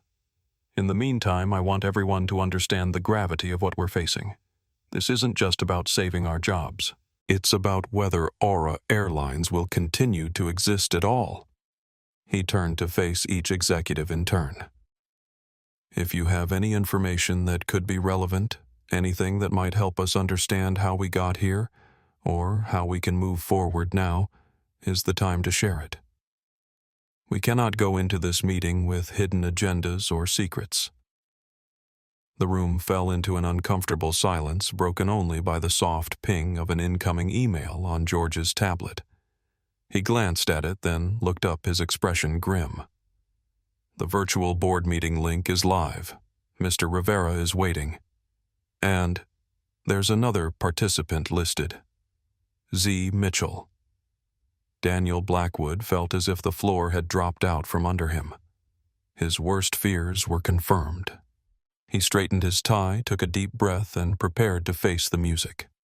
But as he and his team filed into the boardroom to join the virtual meeting, they still had no idea of the full extent of the reckoning that awaited them. As the executives took their seats, Robert Nash slipped out his phone and sent a quick text. Meeting starting now. Full damage control mode. Mitchell confirmed as owner. They suspect a leak. The response came almost immediately. Delete this thread. Stand by for further instructions. Nash pocketed the phone, his face betraying nothing as he took his seat for what promised to be the most consequential meeting of his career. At precisely 11 a.m. GMT, a secure video conference link went live. On the screen, a dozen windows popped up, each containing the grim, anxious face of an Aura Airlines executive. Daniel Blackwood was in the center, flanked by George and Charlotte. Harold Jenkins was patched in from another office, looking pale. Frank, the pilot union representative, a bulldog of a man, looked defiant and ready for a fight. One window on the grid remained black, labeled only Helios Ventures. The tension was thick enough to taste. They waited for 2 full minutes. Nothing happened. The silence was a power move designed to unnerve them, and it was working perfectly. Finally, the black window flickered to life. The face that appeared was that of Thomas Rivera, seated in a minimalist office with a view of Central Park behind him. He looked calm, rested, and about as friendly as a shark. "Good morning, gentlemen, ladies." Thomas began, his voice smooth as silk and just as strong. "Thank you for joining us. We are here today because of a catastrophic incident that occurred yesterday on Aura Airlines Flight 219, an asset of my client." Daniel Blackwood immediately jumped in, adopting his most conciliatory, in-control CEO voice. "Thomas Daniel Blackwood here. Let me be the first to say that we are taking this matter with the utmost seriousness. The actions of Captain Reynolds were unacceptable, and I can assure you that we have already begun the process of terminating his employment. This was an isolated incident, the regrettable action of one bad actor." Thomas held up a single manicured finger, and Blackwood's voice trailed off as if he'd been muted. Daniel Thomas said, his tone chillingly polite. "You will speak when I invite you to speak. Right now, you will listen. You seem to be under the misapprehension that this is a negotiation or a damage control session. It is not. This is a debriefing on the failure of your leadership and the subsequent restructuring of your company." Frank, the union rep, bristled. "Now hold on a minute. Captain Reynolds is a 30-year veteran. He's entitled to due process. We haven't even heard his side of the story." "His side of the story is irrelevant." Thomas cut in sharply, "because we have something better. We have video." He shared his screen. The shaky but horribly clear cell phone footage filled the virtual meeting room. They all watched in stunned silence as the confrontation unfolded. They saw Reynolds lean in. They saw him snarl. They saw Zara stand up to him. They heard her calm, precise takedown of his professional record. And then they saw the slap. The sickening crack was audible even through the laptop speakers. A collective groan went through the executives. Blackwood buried his face in his hands. It was infinitely worse than he had imagined. As you can see, Thomas continued removing the video. This was not a disruptive passenger. This was a gross abuse of power, a physical assault, and a complete failure of every protocol your airline purports to uphold. The passenger in question was calm, rational, and was in fact attempting to de-escalate your captain's unhinged tirade. Blackwood saw his opening a chance to show he was on the right side. "This is indefensible," he said, his voice filled with theatrical outrage. "Aura Airlines has a zero-tolerance policy for this kind of behavior. We will, of course, be reaching out to the victim to offer our deepest apologies and a comprehensive compensation package." Thomas Rivera smiled. It was not a pleasant sight. "I'm glad you brought that up, Daniel, because my client felt it was important that you deliver your apology to her directly. She has decided to join this meeting." A sense of confusion rippled through the executives. Why would the victim of the assault be in a high-level emergency board meeting? Another window on the grid, previously black, flickered on. The camera activated, revealing the face of Zara Mitchell. She was in what looked like a home office, a simple white wall behind her. She wore a plain black turtleneck.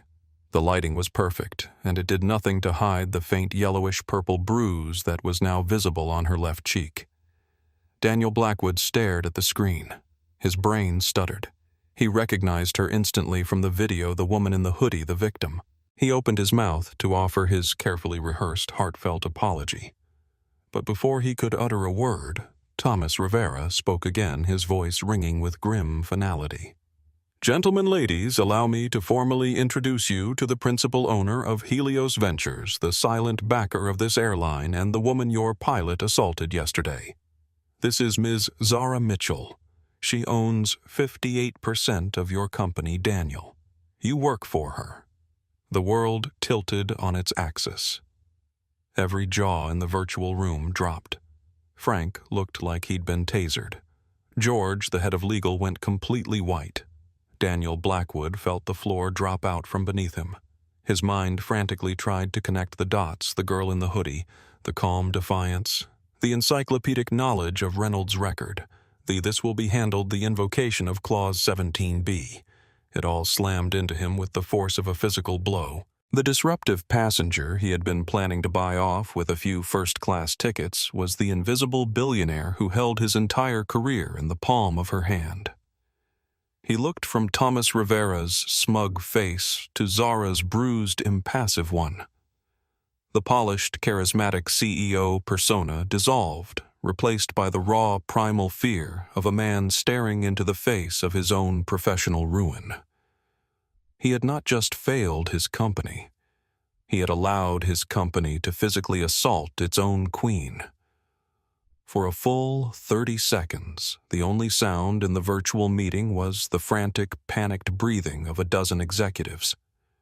They were all staring at the face of Zara Mitchell, a face they had seen only moments before in a grainy video, a face they now understood represented the ultimate authority. In that moment of stunned silence, something unexpected happened inside Daniel Blackwood. Beyond the fear, beyond the calculation of how to save his career, a flicker of genuine shame ignited. For the first time in years, he confronted the reality that his polished exterior, His carefully crafted persona of the confident leader had been covering a fundamental emptiness. He had focused so intently on how things appeared that he had lost sight of what they actually were. It was a disturbing revelation, but also, in some strange way, a liberating one. The mask had been ripped away. There was nowhere left to hide. In the silence, Robert Nash's phone vibrated in his pocket. He discreetly checked the message. Crucial meeting at Skyline HQ tomorrow 9 a.m. Bring the data we discussed. Nash swallowed hard. He had been playing both sides, feeding information to Skyline while maintaining his position at Aura. Now, with Zara Mitchell personally involved, the stakes had risen exponentially. His betrayal was no longer just corporate espionage. It was a direct attack on the owner herself. He looked at her face on the screen and felt a cold sweat break out on his forehead. Finally, Zara spoke. Her voice was not loud, not filled with rage or emotion. It was something far more terrifying. It was calm, measured, and utterly devoid of mercy. It was the voice of a scientist observing a failed experiment. Mr. Blackwood, she began, her eyes locking onto his through the camera. For 2 years, I have allowed you to run my company. I have read your reports, listened to your optimistic projections, and approved your budgets. I trusted that the culture you were building, the aura of excellence you so fondly describe in your press releases, was more than just marketing copy. She paused, letting the words hang in the air. Yesterday I learned that it is a lie, a dangerous, toxic lie. She turned her head slightly, making sure the bruise on her cheek was fully visible. This, she said, gesturing to her face, is not my injury. This is your quarterly report. This is the result of a culture where arrogance is mistaken for authority, where employees feel empowered to abuse customers based on their appearance. This is a symptom of your failed leadership. Daniel Blackwood found his voice a weak, reedy thing he barely recognized. Ms. Mitchell Zara. I am horrified. I am speechless. There are no words to express how profoundly sorry I am. This is a betrayal of everything we stand for. Stop, Zara commanded, cutting him off mid-grovel. Do not tell me what you stand for. I will tell you what you stand for. You stand for a system that protected a pilot with 3 prior complaints of aggression. You stand for a system where a flight attendant, Maria Gonzalez, was too intimidated to intervene against her superior despite her training. You stand for a system where not a single other first-class passenger felt safe enough to step in until after an assault had already occurred. Your system is broken, Mr. Blackwood, from the top down. She then turned her attention to the union representative. Mr. Franklin, your union will not be representing Victor Reynolds. Helios Ventures' legal team will be filing a civil suit against him for assault and battery. Furthermore, we will be providing the FAA with evidence and testimony that will ensure his pilot's license is permanently revoked. If your union attempts to obstruct this process in any way, I will interpret it as a direct endorsement of his actions, and I will begin the process of exploring contract renegotiations with a different labor group. Is that clear? Frank? The bulldog looked utterly deflated.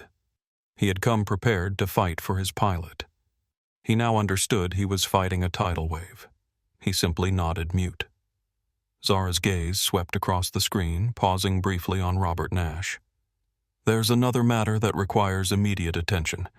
We have identified a security breach within Aura Airlines. Someone has been feeding confidential information to Skyline International. Nash froze, his blood turning to ice. How could she possibly know, effective immediately? Zara continued, all executive communications will be conducted through a secure platform provided by Helios. All personal devices are to be surrendered for a security audit. The breach will be identified and addressed with appropriate legal action. Nash felt the eyes of his colleagues sliding toward him. Suspicion hung in the air like smoke. Finally, Zara's cold, calculating gaze returned to Daniel Blackwood. I have 2 options, Daniel. The first is that I liquidate my majority stake. I sell all 58% of my shares at once. The market will panic, the stock will plummet to nothing, and Aura Airlines will cease to exist by Christmas. The board will be disgraced, you will be unemployed, and thousands of people will lose their jobs. She let that sink in. The color drained from Blackwood's face. The second option, she continued, is that you remain for now as a figurehead CEO, but your authority is revoked. From this moment on, you answer to me, and we are going to burn the old Aura Airlines to the ground and build something new from the ashes. She laid out her terms, each one a hammer blow to the company's old way of doing business. First, Victor Reynolds is, as of this second, fired for cause with a public statement detailing his actions. His pension is forfeit as per the gross misconduct clause in his contract. Second, you will establish a new independent civilian oversight and inclusivity board. It will have final authority on hiring, firing, and training protocols for all staff from pilots to gate agents. Its first director will be a candidate of my choosing. Third, you will immediately implement the sanctuary cabin protocol. Any employee who reports misconduct by a superior will be granted immediate anonymous protection from retaliation with their case reviewed by the new oversight board, not their direct managers.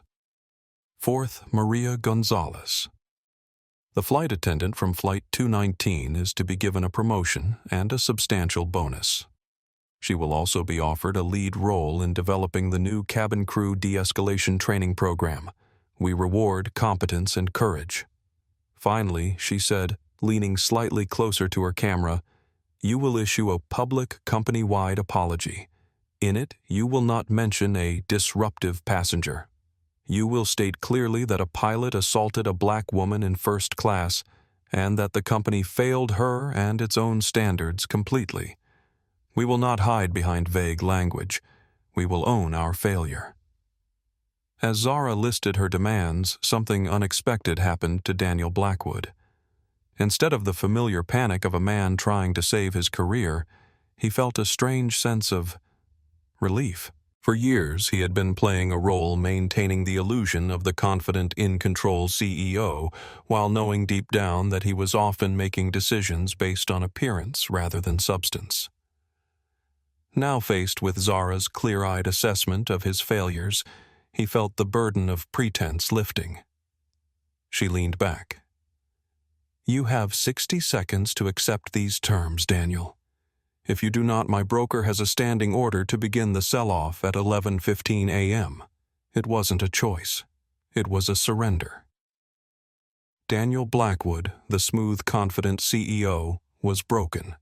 He looked at the faces of his fellow executives, seeing his own terror mirrored back at him. They all knew their careers, their fortunes, their entire professional lives now depended on the will of the woman in the black turtleneck. We accept, Blackwood croaked, his voice barely a whisper. We accept all of your terms. But then, surprising even himself, he added, and Ms. Mitchell, if I may, you're right, about all of it. I've been focused on the appearance of excellence rather than its reality. I've allowed a culture of impunity to flourish under my watch. If you're willing to give us a chance to be part of the solution, I promise you'll see a different kind of leadership from me going forward.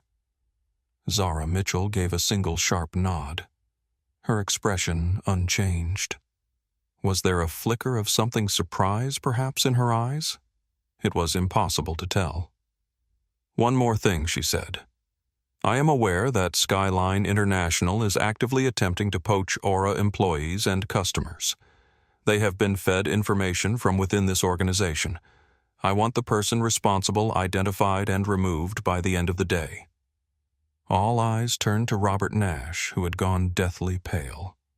Thomas will send the detailed implementation guidelines within the hour. I expect the public statement regarding Reynolds to be released by noon. The company-wide apology will follow at 3 p.m. The new oversight board will be operational within 7 days. I will be monitoring progress directly. She paused, then added, This isn't personal, Mr. Blackwood. This is correction. My company lost its way. I'm simply bringing it back on course. With that, her window went dark. Thomas Rivera remained visible just long enough to say, "My team will be in touch with the implementation details," before he too disappeared. The shell-shocked executives stared at each other across the digital void. No one spoke. No one needed to. They had just witnessed the corporate equivalent of a guillotine, and they were all still checking to make sure their heads remained attached. Daniel Blackwood closed his laptop slowly, as if in a trance. His career, his reputation, his authority all lay in ruins around him. And yet he still had a job. He was still CEO, if in name only. He had 60 minutes to draft and release a statement that would publicly execute Victor Reynolds' career. Then he had to prepare a humiliating self-flagellation for the entire company to witness. As he rose from his chair, a strange calm descended over him. The terror of the unknown was gone, replaced by the certainty of harsh consequences. There was, he realized, a peculiar freedom in that. For the first time in years, he didn't have to pretend. The mask of confident leadership had been ripped away, and beneath it, he was just a man who had failed spectacularly and was being given one last chance to make it right. He turned to his team. "You heard, Ms. Mitchell. We have work to do." Then he looked directly at Robert Nash. "And I believe you and I need to have a conversation about your communications with Skyline." Nash's face crumpled. The game was up. As the executives filed out, each lost in their own thoughts, Blackwood felt something unexpected stirring within him. Not resentment or fear, but a strange sense of possibility. The company he had led with smoke and mirrors was about to be transformed into something authentic. And perhaps, just perhaps, so was he. Victor Reynolds sat alone in his London hotel room, a half-empty bottle of whiskey on the nightstand beside him. The television was on, but muted, showing a CNN news segment. His own face stared back at him from the screen alongside footage from the now viral video of the assault. The ticker at the bottom read, "Aura Airlines pilot fired after assaulting female passenger." His phone had been buzzing incessantly for hours. Journalists, former colleagues. His union representative who had called earlier to inform him with barely concealed disgust that the union would not be representing him in any legal proceedings. And his wife, who had left a voice message that still echoed in his mind. "How could you, Victor? How could you do this to us?" He hadn't answered any of the calls. What could he possibly say? The evidence was there for the world to see. In 5 seconds of uncontrolled rage, he had destroyed a 30-year career, jeopardized his pension, and exposed himself to civil and possibly criminal charges. The airline's statement had been brutal in its clarity. Aura Airlines has terminated the employment of Captain Victor Reynolds, effective immediately following his physical assault of a passenger on Flight 219. This behavior violates our most fundamental standards and represents a gross breach of trust. We condemn his actions in the strongest possible terms and are cooperating fully with all investigations. No euphemisms, no mutual separation, no regrettable incident. They had cut him loose with surgical precision, making it clear that he alone was responsible for his actions. His FAA license had been suspended pending a full investigation, but Reynolds knew it was a formality. The license would be permanently revoked. No airline would ever let him near a cockpit again. As he poured another drink with trembling hands, his mind kept returning to the woman he had struck. Who was she? How had she known the details of his personnel file? The news hadn't mentioned her name, referring to her only as a female passenger, but the company's response had been so swift, so severe, that it didn't add up. It was as if he had assaulted royalty. A knock at the door startled him. He ignored it at first, but the knocking persisted. Reluctantly, he rose and opened the door to find Frank, the union representative, standing there. The man looked uncomfortable, shifting his weight from foot to foot. "Can I come in?" Frank asked. Reynolds stepped aside wordlessly, allowing him to enter. "I've got news," Frank said, not bothering to sit down.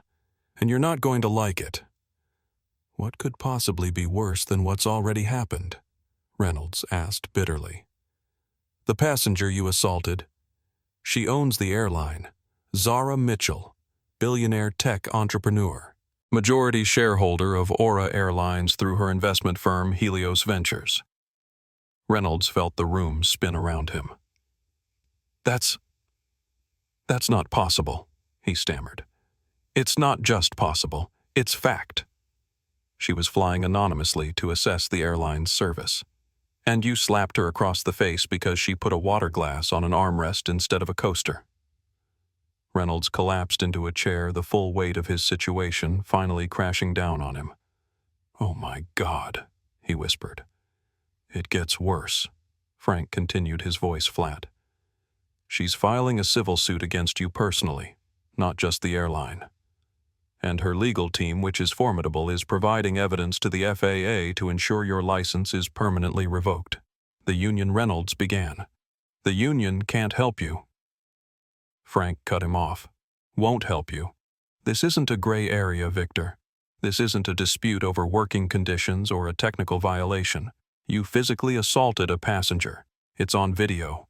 Multiple videos. The union has officially distanced itself from you." He paused. "Frankly, so has everyone else. So I'm alone," Reynolds said, his voice hollow. "Yes, you're alone." Frank moved toward the door. "For what it's worth, I'm sorry it ended this way. 30 years in the air, and this is how people will remember you." He opened the door. "The airline is booking you on a flight back to New York tomorrow. Commercial economy class. It'll be the last time you're on a plane as anything other than a passenger." With that, he left, closing the door softly behind him. Reynolds sat motionless, staring at the wall. Outside his window, a steady rain fell on London, matching his tears as they finally began to flow. The magnitude of his fall from respected captain to pariah in less than 24 hours was impossible to comprehend fully. As night fell, Victor Reynolds was confronted with a truth he had avoided his entire career. The authority he had clutched so desperately had never truly been his. It had been loaned to him by the uniform, by the system, by the culture that protected men like him. And in one moment of unchecked rage, he had squandered it all. In the solitude of his hotel room, he was forced to look inward for the first time in decades. The man he saw there, angry, entitled, afraid, was a stranger to him. Had he always been this way?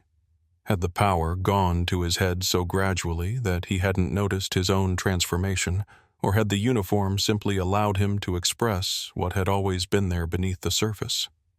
The most painful realization was that his behavior on Flight 219 hadn't been an aberration.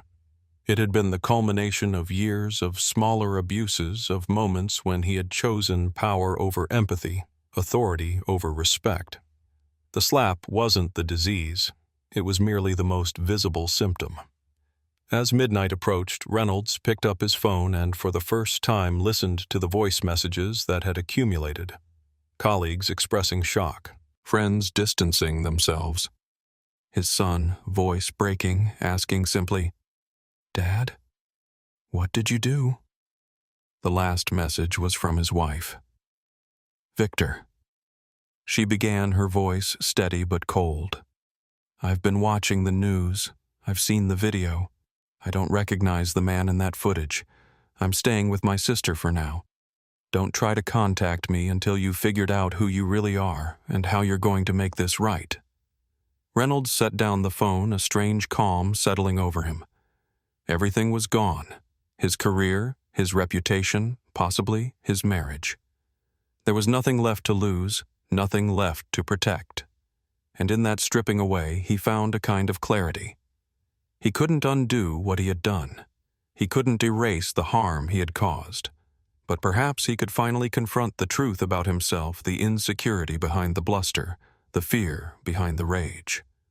Perhaps he could begin the long, painful process of becoming someone different, someone better.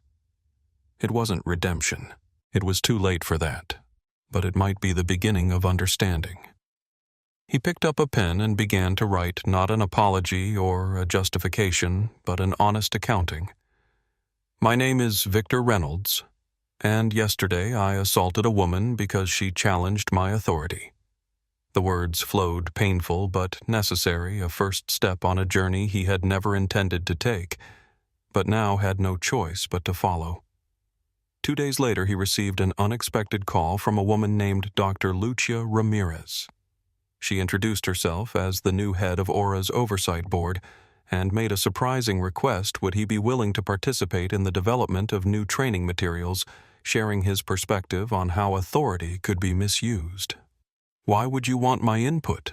he asked, bewildered. "I'm the villain in this story. Because understanding how and why something happens is the first step to preventing it," she replied.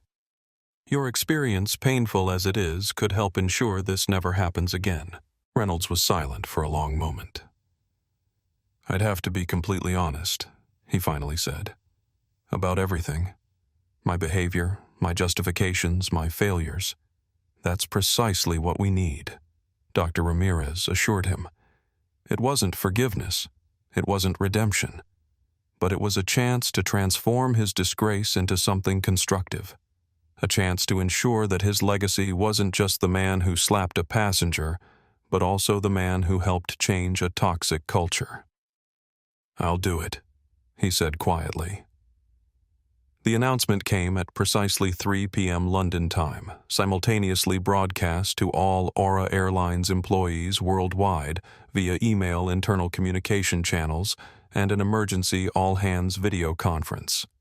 Daniel Blackwood appeared on screens across the globe, his usual polished charisma replaced by a somber, almost penitent demeanor. "Today I speak to you not as a CEO celebrating success, but as a leader acknowledging failure." He began, his voice steady despite the humiliation burning within him. "Yesterday, on Flight 219 from New York to London, one of our most senior pilots, Captain Victor Reynolds, physically assaulted a female passenger in first class. This assault occurred because the passenger, a black woman, had the courage to question the captain's unprofessional behavior. Throughout the company, employees stopped what they were doing, stunned by the directness of Blackwood's words. In break rooms, operations centers, and cockpits around the world, silence fell as the implications sank in. This incident reflects not just the failure of one individual, but a failure of our entire organizational culture." Blackwood continued. "A culture that allowed a pilot with previous complaints to remain in a position of authority. A culture where employees feared reporting misconduct. A culture where appearance was valued over substance." He took a deep breath. "Effective immediately, Captain Reynolds has been terminated for cause. But that is just the beginning of our response. Today we announce a complete restructuring of Aura Airlines' operational and ethical frameworks." Blackwood outlined the changes: the creation of an independent oversight board headed by Dr. Lucia Ramirez, a renowned expert in corporate culture, the implementation of the Sanctuary Cabin Protocol to protect whistleblowers, mandatory retraining for all staff, and a comprehensive review of all personnel with previous complaints. This is not a cosmetic change, he emphasized. This is a fundamental reimagining of who we are as a company. And it begins with accountability. My accountability. The camera pulled back to reveal the Aura Airlines executive team standing behind Blackwood, their faces solemn. "We failed you, our employees. We failed our passengers. And we failed ourselves. But from this failure, we will build something better, something real." As the announcement concluded, reactions varied widely across the company. In the London Operations Center, veteran staff exchanged nervous glances, wondering what this meant for the old guard. In the New York crew lounge, younger flight attendants nodded in approval, many having experienced behavior similar to Reynolds's, but less extreme. At Heathrow Airport, Maria Gonzalez watched the broadcast on her phone, her hands shaking slightly. She had already received a call from HR informing her of her promotion and bonus, but she still couldn't quite believe it. For years, she had kept her head down, avoided conflict, accepted the occasional inappropriate comment or power play from senior staff. Now suddenly, the company was declaring that such behavior would no longer be tolerated and was rewarding her for standing up against it. The most dramatic response came from the pilots' community. Within hours of the announcement, a clear divide emerged. Some particularly older, more established captains responded with outrage, viewing the changes as an attack on their authority. A group of senior pilots, led by Captain William Delaney, a 28-year veteran with views similar to Reynolds's, threatened to resign in protest. "This is nothing short of a coup," Delaney declared during an impromptu gathering in a hotel bar near Heathrow. "They're using one isolated incident to dismantle decades of established hierarchy. Reynolds screwed up, no question, but punishing all of us for his mistake is ridiculous." The 24 pilots around him nodded in agreement. They drafted a letter of protest demanding that pilot authority in operational matters remain absolute and threatening collective action if their concerns weren't addressed. Meanwhile, Skyline International was moving quickly to capitalize on the chaos. They launched a targeted recruitment campaign specifically aimed at disgruntled Aura pilots, offering signing bonuses and guaranteed higher salaries. "Join a company that respects tradition and values experience," their ads proclaimed. Robert Nash had been escorted from the building immediately after the board meeting, his company devices confiscated and his access revoked. An internal investigation revealed that he had been feeding information to Skyline for months, including sensitive operational data and personnel files. Legal proceedings were already underway. As the day progressed, the Skyline strategy became clear. They were attempting to trigger a mass exodus of experienced pilots, hoping to cripple Aura's operations and force a distress sale. It was a bold, aggressive move that might have worked under normal circumstances. But they had underestimated Zara Mitchell's resolve and resources. Within hours of Nash's termination, Helios Ventures had deployed a counter-strategy. They announced an immediate 15% salary increase for all Aura pilots who committed to staying with the company through the transition, along with guaranteed input into the new operational protocols. They also revealed plans for a pilot ownership program that would give long-term employees equity stakes in the company, something Skyline couldn't match. The response was immediate. Many of the pilots who had been considering Skyline's offer paused to reconsider. The financial incentives were significant, but more compelling was the promise of a voice in shaping the new culture.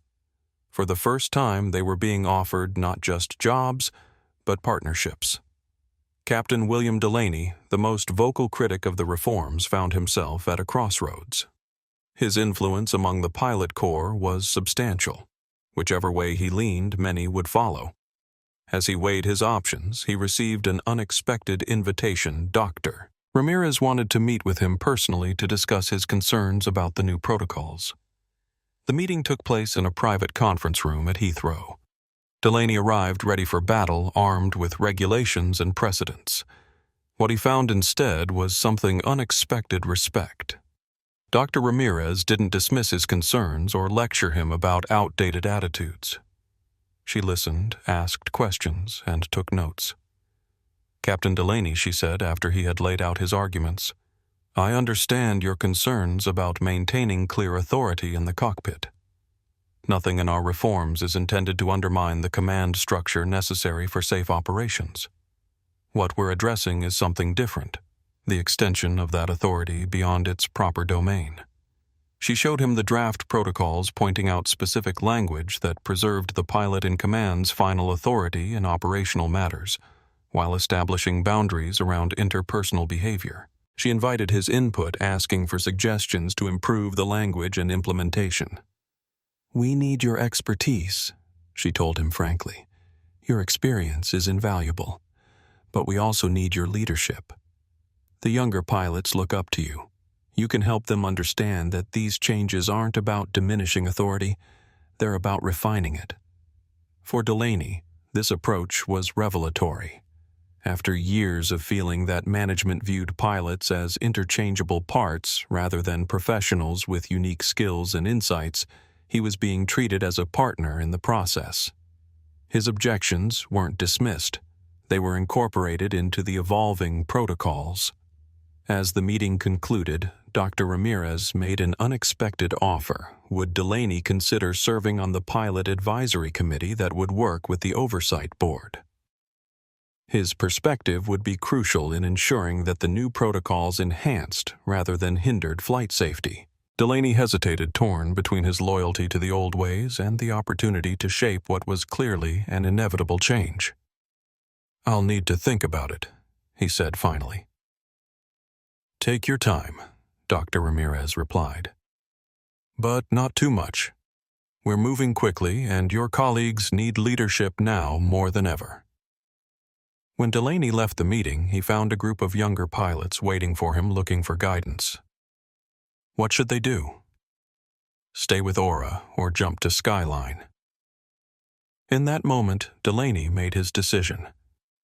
"I'm staying," he told them, "and I'm going to make damn sure they don't mess this up." It wasn't an enthusiastic endorsement of the reforms, but it was something more valuable, a commitment to engage rather than resist. The pilots who had been waiting for his lead nodded in relief. If Delaney was staying, they would too. Meanwhile, at Skyline headquarters, Harold Jenkins was receiving unwelcome news. Their recruitment campaign was falling flat. The expected exodus of Aura pilots hadn't materialized. Even more concerning, their own pilots were beginning to ask uncomfortable questions about Skyline's culture and policies. "This is a temporary setback," Jenkins assured his board. "They can't sustain these incentives long term. We'll wait them out."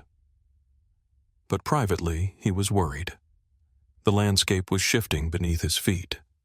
The Aura incident had ignited a conversation that was spreading throughout the industry, forcing questions about power dynamics and accountability that many airlines had long avoided. What had begun as an opportunistic attempt to capitalize on a competitor's crisis was evolving into something more complex and potentially threatening a fundamental reassessment of how airlines operated and the cultures they cultivated. As Jenkins stared out his office window at the Skyline fleet on the tarmac below, he couldn't shake the feeling that Zara Mitchell hadn't just transformed her own airline. She had inadvertently started a revolution that might transform the entire industry. And Skyline, with its traditional hierarchical culture, might soon find itself on the wrong side of history. Have you ever witnessed how a crisis can sometimes trigger unexpected opportunities for positive change? The shocking incident on Flight 219 could have destroyed Aura Airlines, but instead it's becoming a catalyst for transformation. In your workplace or community, what problems might be waiting for someone brave enough to address them? Maria Gonzalez sat nervously in the plush chair outside the executive office suite. 3 days ago, she had been serving drinks in first class. Today, she was about to meet with the CEO and the new head of the oversight board. Her neatly pressed uniform felt strange, almost like a costume now. She had been told she wouldn't be flying for at least a month. She would be working directly with Dr. Ramirez on the new training protocols. Behind her professional demeanor, Maria carried a weight of experiences that had taught her to stay silent when authority figures crossed lines. 2 years earlier, she had reported a senior captain for inappropriate comments toward female crew members. The complaint had been buried, and her schedule had mysteriously shifted to less desirable routes for 6 months afterward. The message had been clear. The system protected those with power, not those who challenged it. As she waited, Maria replayed the incident in her mind for the 100th time. What if she had stepped between them earlier? What if she had reminded the captain of protocol? What if she had simply called out his behavior as inappropriate? Would it have made a difference, or would it have simply cost her her job? The door opened, and Daniel Blackwood himself appeared. "Maria, thank you for coming. Please come in." She followed him into a spacious conference room where Dr. Lucia Ramirez waited. The sociologist was a striking woman in her early 50s with intelligent eyes and an air of quiet authority that made Maria instantly respectful. "Ms. Gonzalez." "It's a pleasure to meet you," Dr. Ramirez said, extending her hand. "I've watched the video of the incident several times. Your intervention took courage." Maria shook her head slightly. "Not enough courage. I should have stepped in sooner." "That's exactly why we wanted to speak with you," Blackwood said, gesturing for her to sit. "You understand the reality of the situation, the pressures, the power dynamics that can prevent someone from speaking up." "We're not looking for perfect heroes," Dr. Ramirez added. "We're looking for honest insights. You tried to de-escalate within the constraints of a deeply flawed system. Now we want you to help us redesign that system." Maria looked between them, still processing the sudden elevation of her status. 3 days ago, Captain Reynolds could have ended her career with a negative report. Now she was sitting with the CEO and being asked for her input on company-wide reforms. "What exactly would you like me to do?" she asked carefully. Dr. Ramirez smiled. "We're forming a cabin culture committee to completely overhaul our training and response protocols. We'd like you to co-chair it. Your experience both in dealing with difficult passengers and with managing power differentials among crew would be invaluable." "But I'm just a flight attendant," Maria said, then immediately regretted her choice of words. "There is no just about it," Blackwood interjected firmly. "Flight attendants are the face of this airline. You interact with passengers more than any other employee group. You navigate complex social situations at 35,000 feet with limited resources and support. That expertise is exactly what we need." Dr. Ramirez slid a folder across the table. "This is the official offer. It includes a significant promotion to senior cabin culture specialist, a substantial salary increase, and a bonus in recognition of your handling of the incident with Captain Reynolds." Maria opened the folder and felt her breath catch. The compensation package was more than double her current salary, but it was the job description that truly captured her attention, a real opportunity to change the aspects of the job that had frustrated her for years. I don't know what to say," she managed.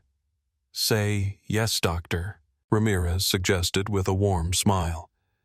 "We need voices like yours, people who have been in the trenches, who understand the real challenges, not just the theoretical ones." "There's one more thing," Blackwood added. "Ms. Mitchell, our majority owner, specifically requested your involvement. She was impressed by your attempt to intervene." The mention of Zara Mitchell sent a shiver down Maria's spine. She had been stunned along with everyone else to learn that the woman in seat 1A owned the company. The woman she had served sparkling water to the woman who had thanked her by name. The woman who had been assaulted while Maria stood frozen in fear. Will I meet her?" Maria asked. Blackwood and Dr. Ramirez exchanged glances. "Possibly," Dr. Ramirez said. "Ms. Mitchell tends to be quite private, but she's taking a personal interest in this restructuring." As Maria considered the offer, she felt a complex mixture of emotions. Pride in being recognized, excitement about the opportunity, but also a lingering sense of guilt that she hadn't acted sooner on Flight 219. Would someone with true courage have stepped in at the first sign of Reynolds' inappropriate behavior, rather than waiting until after the assault? She thought of all the times she had stayed silent in the past when a senior pilot had made inappropriate comments to a junior flight attendant, when a passenger had been unfairly removed because of a crew member's bias, when colleagues had been passed over for promotions because they didn't fit a certain mold. Each silence had been a small betrayal, not just of others but of herself and her own values. "I'll do it," she said, her voice stronger than she expected. "Not for the money or the promotion, but because what happened on that flight should never happen again. Not to a passenger, not to a colleague, not to anyone." Dr. Ramirez nodded approvingly. "That's exactly why you're the right person for this role." The meeting concluded with a discussion of next steps. Maria would begin by interviewing flight attendants about their experiences with power dynamics on board, gathering candid feedback that might never have reached management through official channels. She would also review the existing training materials, identifying gaps and opportunities for improvement.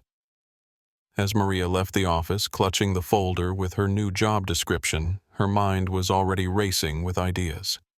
She had spent years observing the subtle and not-so-subtle ways authority was abused in the close confines of an aircraft. Now she had a chance to address those issues directly to create systems that would protect both passengers and crew. Later that evening, Maria received an email from an anonymous address. It contained just 2 sentences. "Thank you for standing up when it counted. Your voice matters." She couldn't prove it, but somehow she knew who had sent it. The woman from seat 1A, the owner, Zara Mitchell. With tears in her eyes, Maria began drafting notes for her first committee meeting. Ideas she had kept to herself for years, ways to improve training, communication, support systems for crew members, flowed freely onto the page. For the first time in her career, she felt not just heard but valued, not just employed but empowered. The airline was changing, and somehow, improbably, Maria Gonzalez was at the center of that change.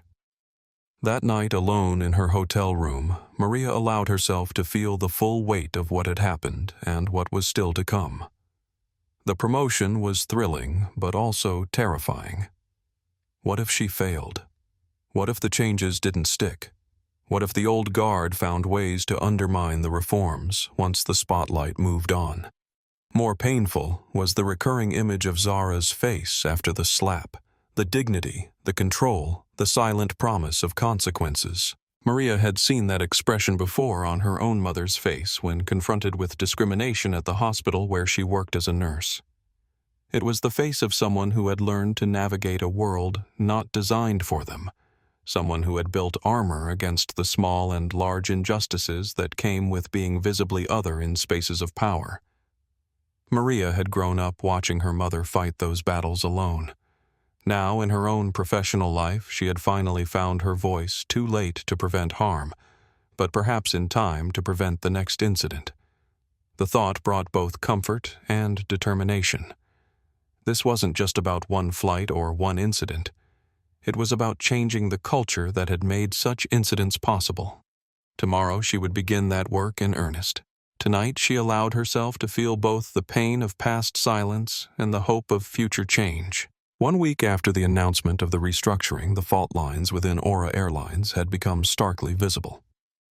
In crew lounges, break rooms, and private messaging groups, the company had effectively split into 2 camps, those embracing the changes and those resisting them. The resistance was loudest among a group of senior pilots who called themselves the Old Guard. Led by Captain William Delaney, a 28-year veteran with a personality similar to Victor Reynolds, they viewed the new protocols as an attack on pilot authority and autonomy. "This is nothing short of a coup," Delaney had declared during an unofficial meeting of like-minded pilots in a hotel bar near Heathrow. "They're using one isolated incident to dismantle decades of established hierarchy. Reynolds screwed up, no question, but punishing all of us for his mistake is ridiculous." The 24 pilots around him had nodded in agreement. They had drafted a letter of protest demanding that pilot authority in operational matters remain absolute and threatening collective action if their concerns weren't addressed. Delaney had personal reasons for his resistance beyond the professional concerns he voiced publicly. He had his own history of behavioral complaints, nothing as extreme as Reynolds, but enough that the new oversight protocols posed a direct threat to his position. 3 years earlier, he had berated a junior first officer so severely during training that the young man had requested a transfer. The incident had been quietly resolved, but under the new system, such behavior would trigger automatic review and potential disciplinary action. More fundamentally, Delaney and his allies saw their identity as inextricably linked to the traditional model of pilot authority. They had entered the profession at a time when captains were unquestioned masters of their aircraft, when the hierarchy was clear and rigid. The new collaborative model felt like an erasure of everything they had worked to become. Despite his public bravado, however, Delaney was privately troubled. The simulation exercise with Dr. Ramirez had forced him to confront uncomfortable truths about his own behavior. The scenario had involved a fuel calculation error that the captain played by Delaney had dismissed when raised by a junior officer. In the simulation, the error had led to a dangerous situation that could have been avoided if the captain had listened. That night, Delaney couldn't sleep. The simulation kept replaying in his mind, but now he was seeing it from the first officer's perspective, trying to speak up, being dismissed, watching a potential disaster unfold. It was a perspective he had never fully considered before. The next morning, he received an unexpected call. A former first officer who had flown with him years earlier had agreed to participate in a focus group about cockpit dynamics. This young pilot, now a captain himself at another airline, had spoken candidly about his experiences flying with Delaney. He was technically brilliant, the officer had said, but working with him was like walking through a minefield. You never knew when something would set him off. I spent more energy managing his moods than focusing on my duties. It wasn't safe, and it wasn't professional. When Dr. Ramirez shared this feedback with him, Delaney's first instinct was to dismiss it as exaggeration, but a small voice of honesty inside him recognized the truth in the description. He had prided himself on maintaining high standards, but had he crossed the line into intimidation and bullying? Had his approach to leadership actually compromised safety rather than enhancing it? The turning point came during a routine flight to Frankfurt, as Captain Delaney was paired with a young first officer named Sarah Jensen, one of the few female pilots in the company. During the pre-flight checks, Jensen noticed a small discrepancy in the weight distribution calculations. In the past, Delaney might have brushed off such a minor issue or, worse, made some cutting remark about excessive caution. Instead, remembering the simulation, he thanked her for the catch and asked her to recalculate. The discrepancy turned out to be significant, not dangerous, but enough to affect fuel efficiency. More surprising was Jensen's reaction to his approach. Throughout the flight, she was engaged, attentive, and willing to offer observations that might have gone unmentioned with a more intimidating captain. The flight was not just more pleasant, it was more effective. That experience, more than any policy change or management directive, began to shift Delaney's perspective. Perhaps there was something to this new approach after all. Perhaps authority didn't have to be absolute to be effective. Perhaps collaboration could enhance rather than undermine safety. When he returned to London, Delaney requested a meeting with Dr. Ramirez. To her surprise, he arrived not with more complaints, but with a proposal he wanted to help develop a training program that would help captains like himself adapt to the new protocols without feeling that their authority or expertise was being diminished. "I still believe in the chain of command," he told her. "But I'm starting to understand that there's a difference between being in command and being a dictator. I think I can help other captains see that difference too." Dr. Ramirez seized the opportunity. Delaney's influence among the old guard was substantial. His conversion from critic to cautious supporter could tip the balance in favor of the reforms. While the old guard's resistance softened from outright rejection to cautious skepticism, another group within the company was embracing the changes with unexpected enthusiasm, the mid-level managers who had been caught between executive demands and operational realities for years. Station managers, scheduling coordinators, maintenance supervisors. These were the people who had seen the problems up close, but lacked the authority to address them. Now, with the sanctuary cabin protocol in place and the oversight board actively seeking input, they were finally able to speak freely about long-standing issues. "It's like someone finally turned on the lights," said Robert Chen, a gate manager at JFK. "All these problems we've been dancing around for years are suddenly out in the open. It's uncomfortable, but it's real." The public response to Aura's transformation was equally divided. Some praised the airline for its transparency and commitment to change.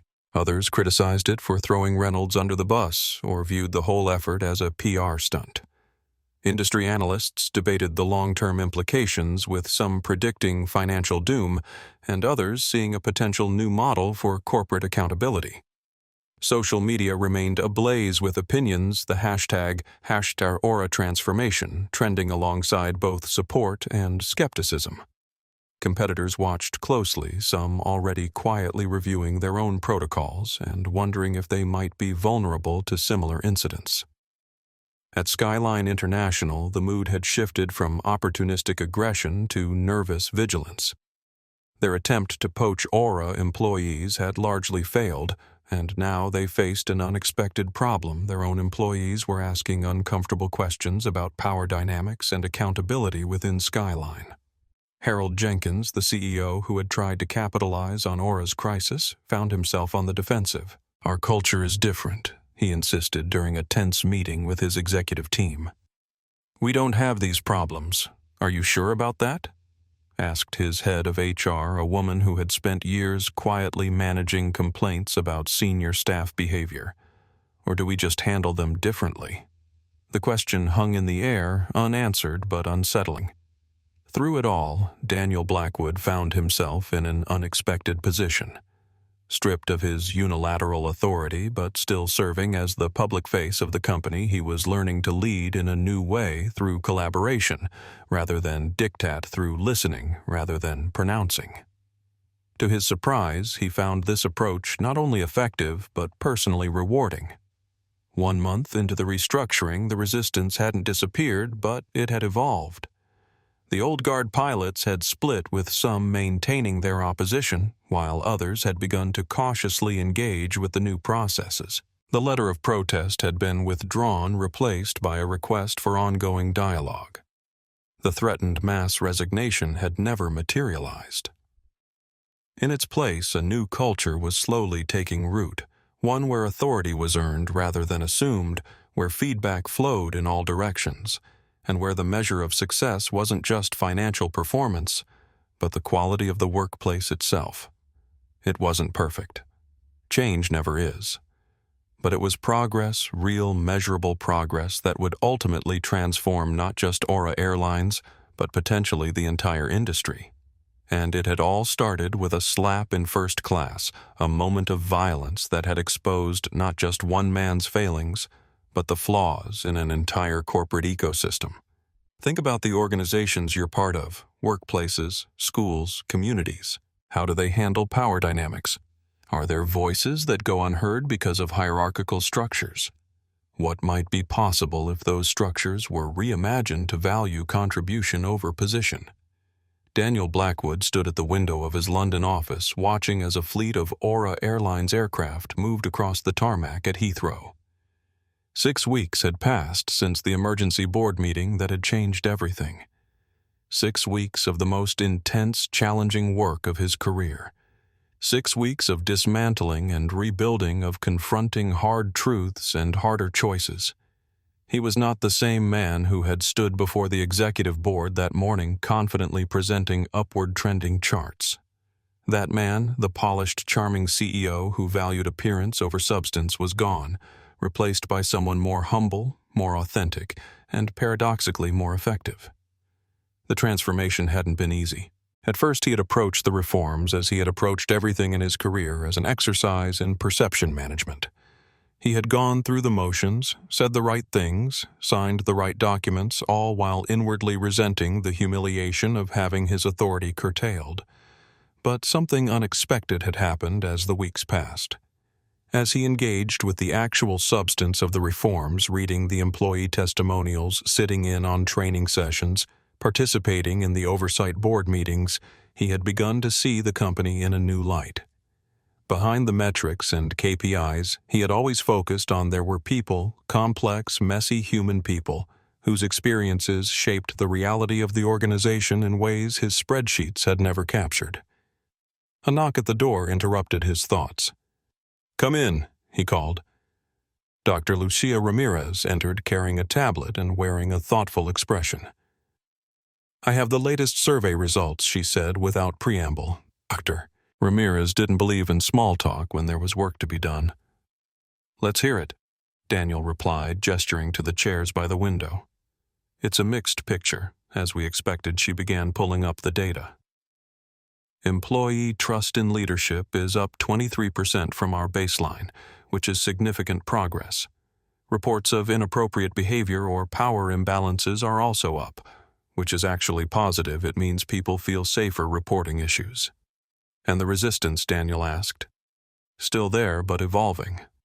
The hardcore opposition has shrunk to about 8% of the workforce, down from 22% when we started.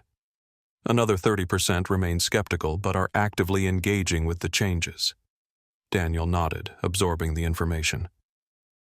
6 weeks ago, he would have focused on how to spin these numbers, how to make them look better than they were. Now he was more interested in what they actually meant. "What about passenger perception?" he asked. Dr. Ramirez swiped to a new screen. The initial hit was substantial as expected.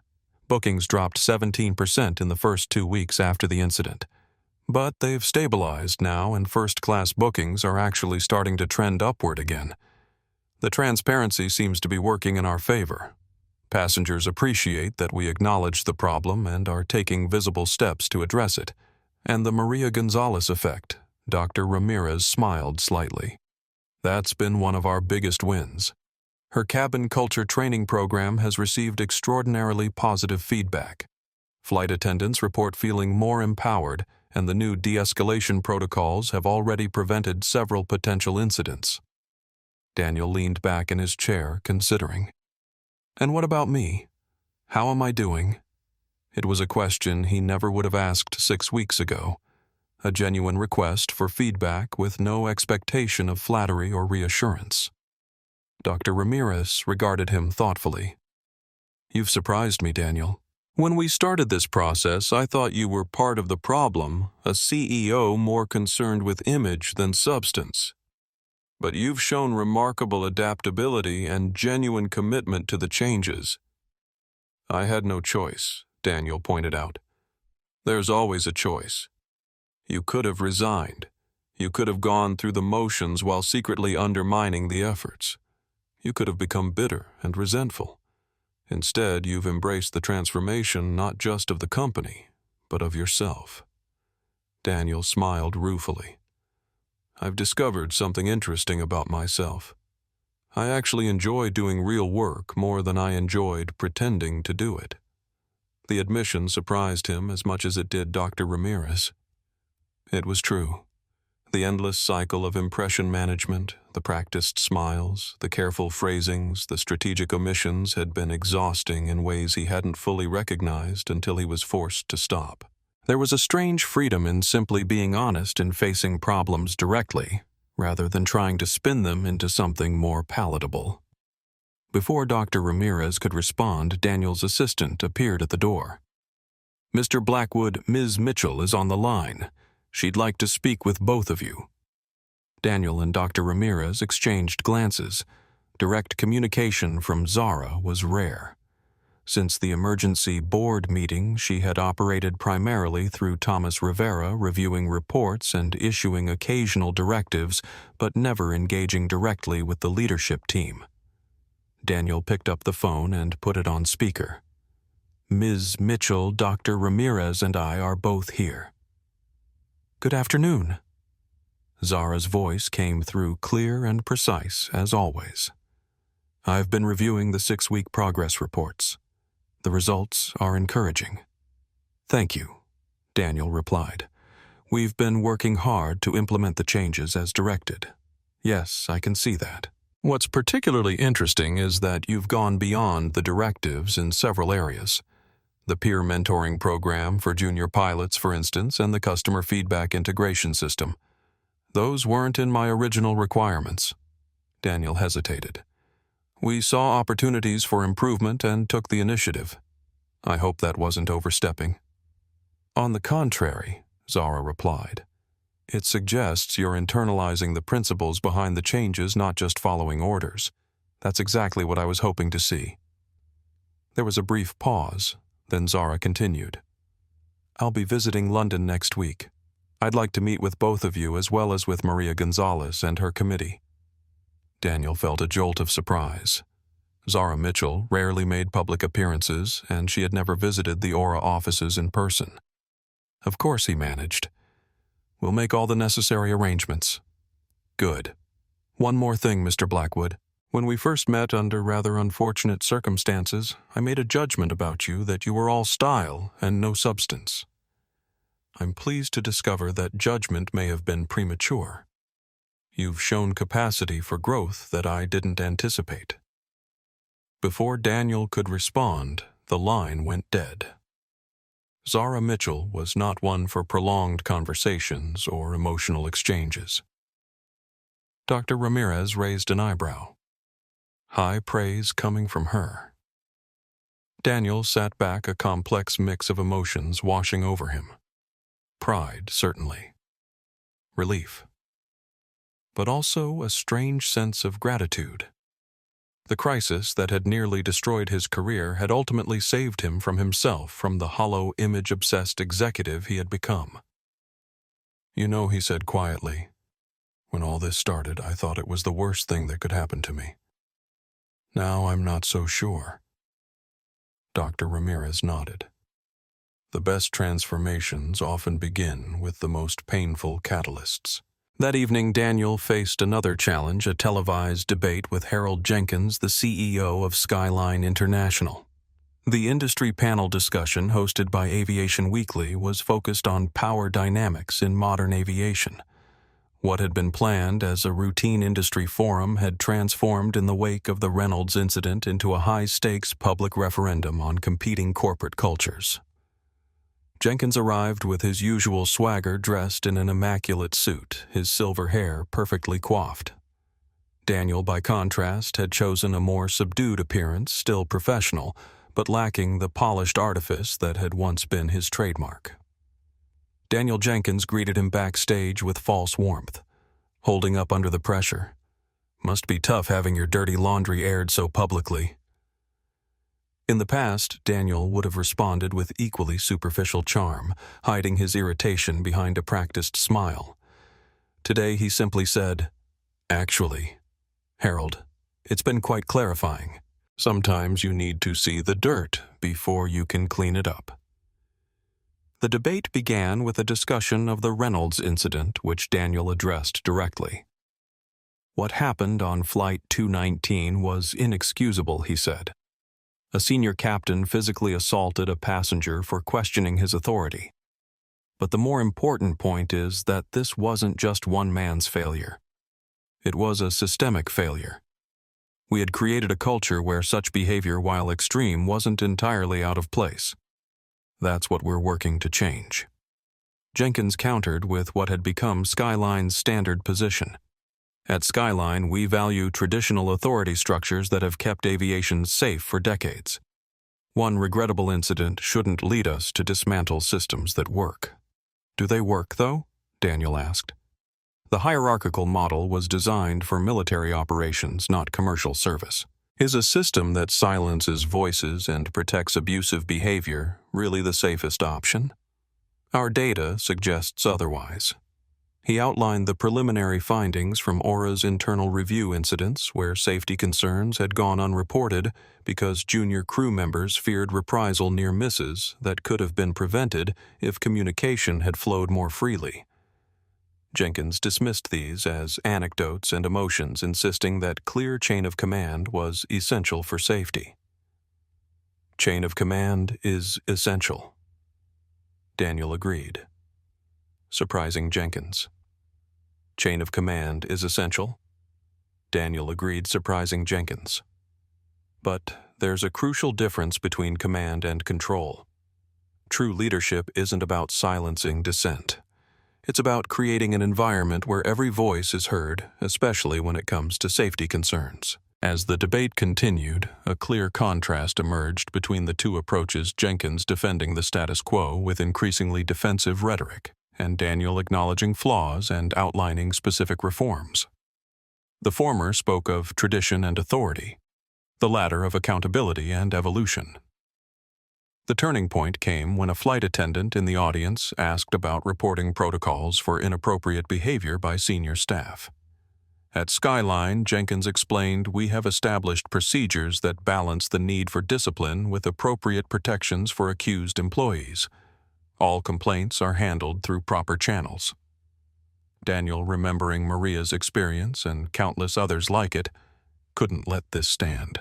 With all due respect, Harold, proper channels often means burial channels. At Aura, we've discovered dozens of legitimate complaints that were handled properly, meaning they were quietly resolved without addressing the underlying behaviors or power imbalances. He described the sanctuary cabin protocol, the independent oversight board, and the complete restructuring of reporting mechanisms to eliminate opportunities for retaliation. "We're not perfect," he concluded. "We're at the beginning of a difficult journey, but at least we're acknowledging the need to change. The question every airline should be asking isn't, how do we prevent another Reynolds incident, but how many Reynolds incidents have we already ignored?" Jenkins's face had grown increasingly flushed throughout this exchange. "That's irresponsible fear-mongering," he snapped. "You're projecting your company's failures onto the entire industry."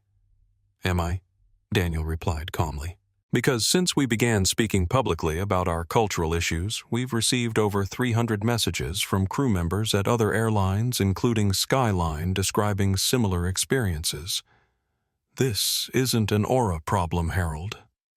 It's an industry problem." The audience erupted in applause, catching Jenkins off guard. He had expected to be the popular voice defending tradition against radical change. Instead, he found himself cast as the defender of a problematic status quo. As the debate concluded, Daniel felt a curious sense of peace. 6 weeks earlier, his greatest fear had been public humiliation, the exposure of Aura's flaws. Now he had voluntarily laid those flaws bare before an industry audience and felt stronger for it. The truth, it turned out, was not his enemy, but his ally. When he returned to his office, he found an unexpected email waiting for him. It was from Zara Mitchell, containing just a single line. "Well done. Keep going." It wasn't effusive praise. It wasn't a declaration of complete confidence. But for a man who had been on the brink of professional extinction 6 weeks earlier, it was enough. More than enough. It was validation of the most important transformation of his life, from a leader who managed appearances to one who grappled with reality, however uncomfortable that reality might be. As Daniel turned back to the window, watching an Aura Airlines plane lift gracefully into the sky, he reflected on the irony of his situation. It had taken losing control of his company to finally gain control of himself.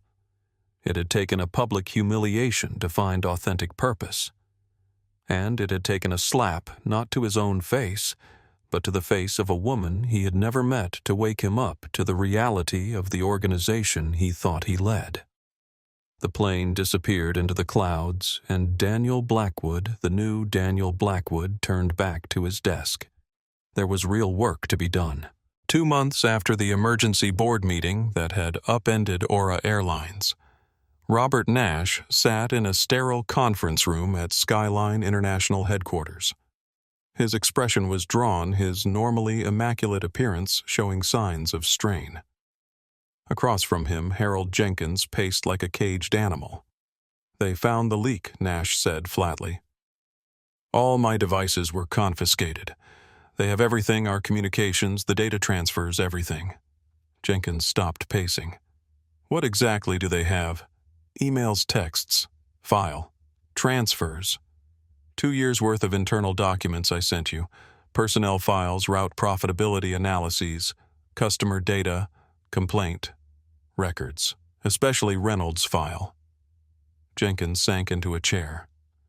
"How did they identify you? I don't know. But they were looking specifically for connections to Skyline from the moment Mitchell took control. Someone must have tipped them off." The two men sat in uncomfortable silence, each processing the implications. Nash had been feeding confidential information to Skyline for nearly 2 years, receiving substantial payments through an offshore account. It had seemed a perfect arrangement. Nash provided insider intelligence. Jenkins used it to outmaneuver Aura, and both profited handsomely. Now, with legal proceedings underway, both men faced serious consequences. Nash had already been terminated for cause and was likely facing criminal charges for corporate espionage. Jenkins's position was more complex. He had plausible deniability for some of the information exchanges, but the pattern was damning. "What are they planning to do with the evidence?" Jenkins asked. "They've already turned everything over to their legal team.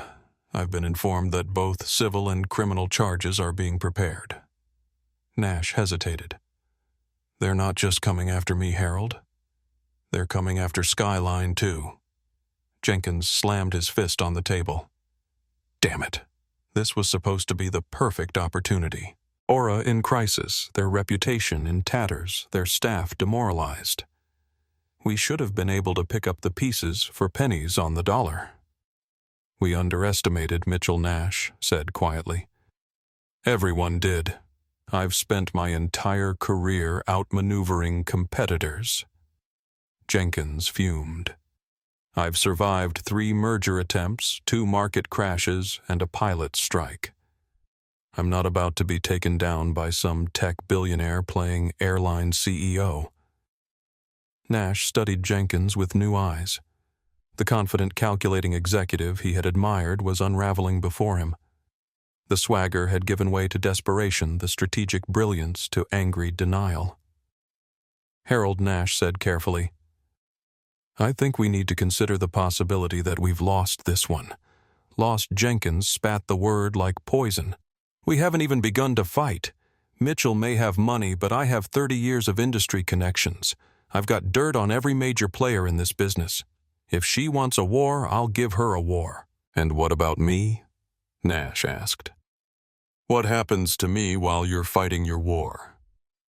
Jenkins' expression hardened. You knew the risks when you started selling information. Don't expect me to save you now. The words hung in the air between them, the final betrayal in a relationship built on betrayal. Nash had compromised his integrity, his career, and potentially his freedom, all for a man who would discard him without a second thought. As Nash left the Skyline building for the last time, a sense of grim clarity settled over him. He had sold out his company, his colleagues, and himself for money and the approval of a man who had never respected him. Now he would pay the price not just legally, but in the knowledge that he had been a willing accomplice in his own destruction. Meanwhile, at Aura headquarters, Thomas Rivera was reviewing the Nash investigation findings with Zara Mitchell and Daniel Blackwood. The breach was extensive, Thomas explained. Nash had access to virtually every sensitive system and shared information consistently for over 2 years. But the most damaging part wasn't the data itself. It was the strategic advantage it gave Skyline. They knew our routes, our margins, our personnel issues. They could anticipate our moves and counter them before we even made them. And Jenkins Zara asked, Careful, but not careful enough. We have enough to establish that he knowingly received proprietary information. Whether that rises to the level of criminal conspiracy will be for the prosecutors to decide. Daniel shook his head. I still can't believe it. Nash was with us for 15 years. He attended my wedding for God's sake. People rationalize betrayal in fascinating ways, Thomas observed. From the emails we recovered, it seems Nash convinced himself he was being clever, not disloyal. The classic everyone does it justification. What do we do now? Daniel asked. Zara, who had been quietly contemplative, finally spoke. We have 2 options. We can pursue this legally to the fullest extent, which we should, regardless, but we could also use it strategically. How so? Thomas asked, intrigued. Skyline has been positioning itself as the traditional, reliable alternative to our disruptive new approach. They've been telling pilots, customers, and investors that we're the ones with the culture problem. This evidence flips that narrative completely. Daniel nodded, slowly understanding. They're not the stable, ethical alternative. They're actively engaging in corporate espionage. Exactly, Zara confirmed. And, more importantly, their CEO personally approved and directed it. The same CEO who's been publicly questioning our integrity. Thomas Rivera smiled his predatory smile. I see where you're going with this. We don't just pursue legal remedies. We make this a public referendum on industry ethics. The aviation industry has an endemic culture problem, Zara stated flatly. What happened on Flight 219 was one symptom. What Nash and Jenkins did is another.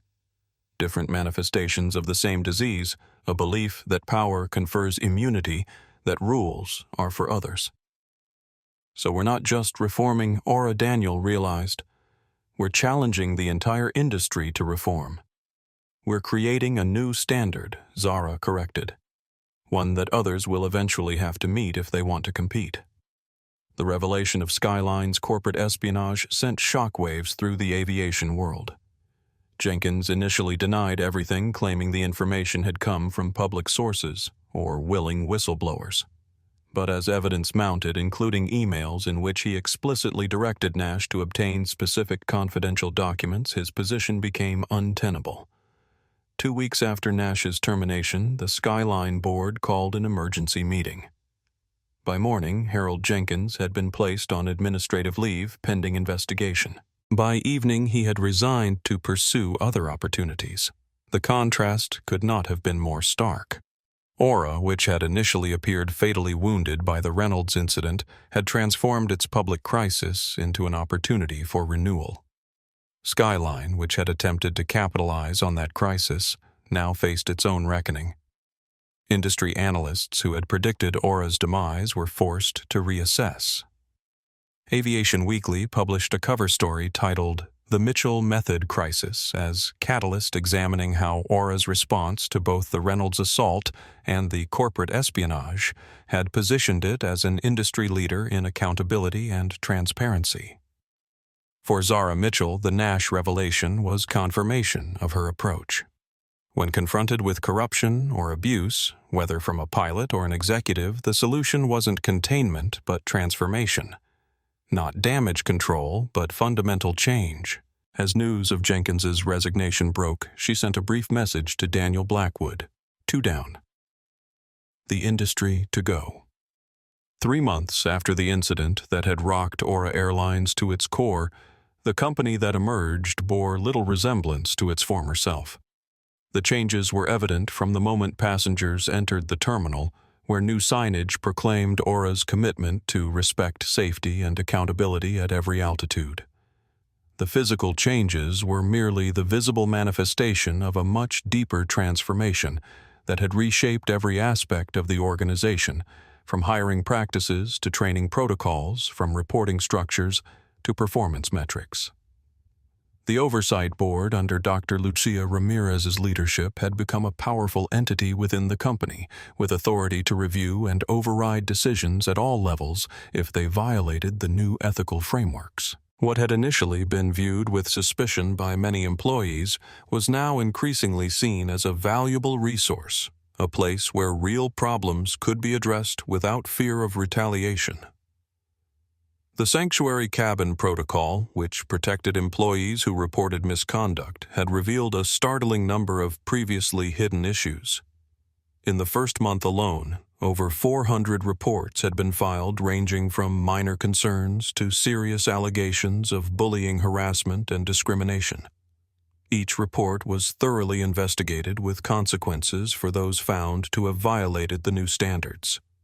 12 senior employees, including 3 captains with histories similar to Victor Reynolds, had been terminated. 27 others had received formal warnings and remedial training. But the protocol wasn't just about punishment, it was equally focused on recognition and reward. Employees who demonstrated exceptional commitment to the new values were publicly acknowledged and often promoted. The cabin crew training program developed under Maria Gonzalez's leadership had been completely overhauled. The new approach emphasized not just service skills, but conflict resolution, cultural sensitivity, and assertiveness in challenging situations. Most importantly, it directly addressed the power dynamics that had previously silenced staff when faced with inappropriate behavior from superiors. "We're not training people to serve drinks," Maria often said in her presentations. "We're training them to maintain safety and dignity at 35,000 feet." The pilot training program had undergone an equally dramatic transformation.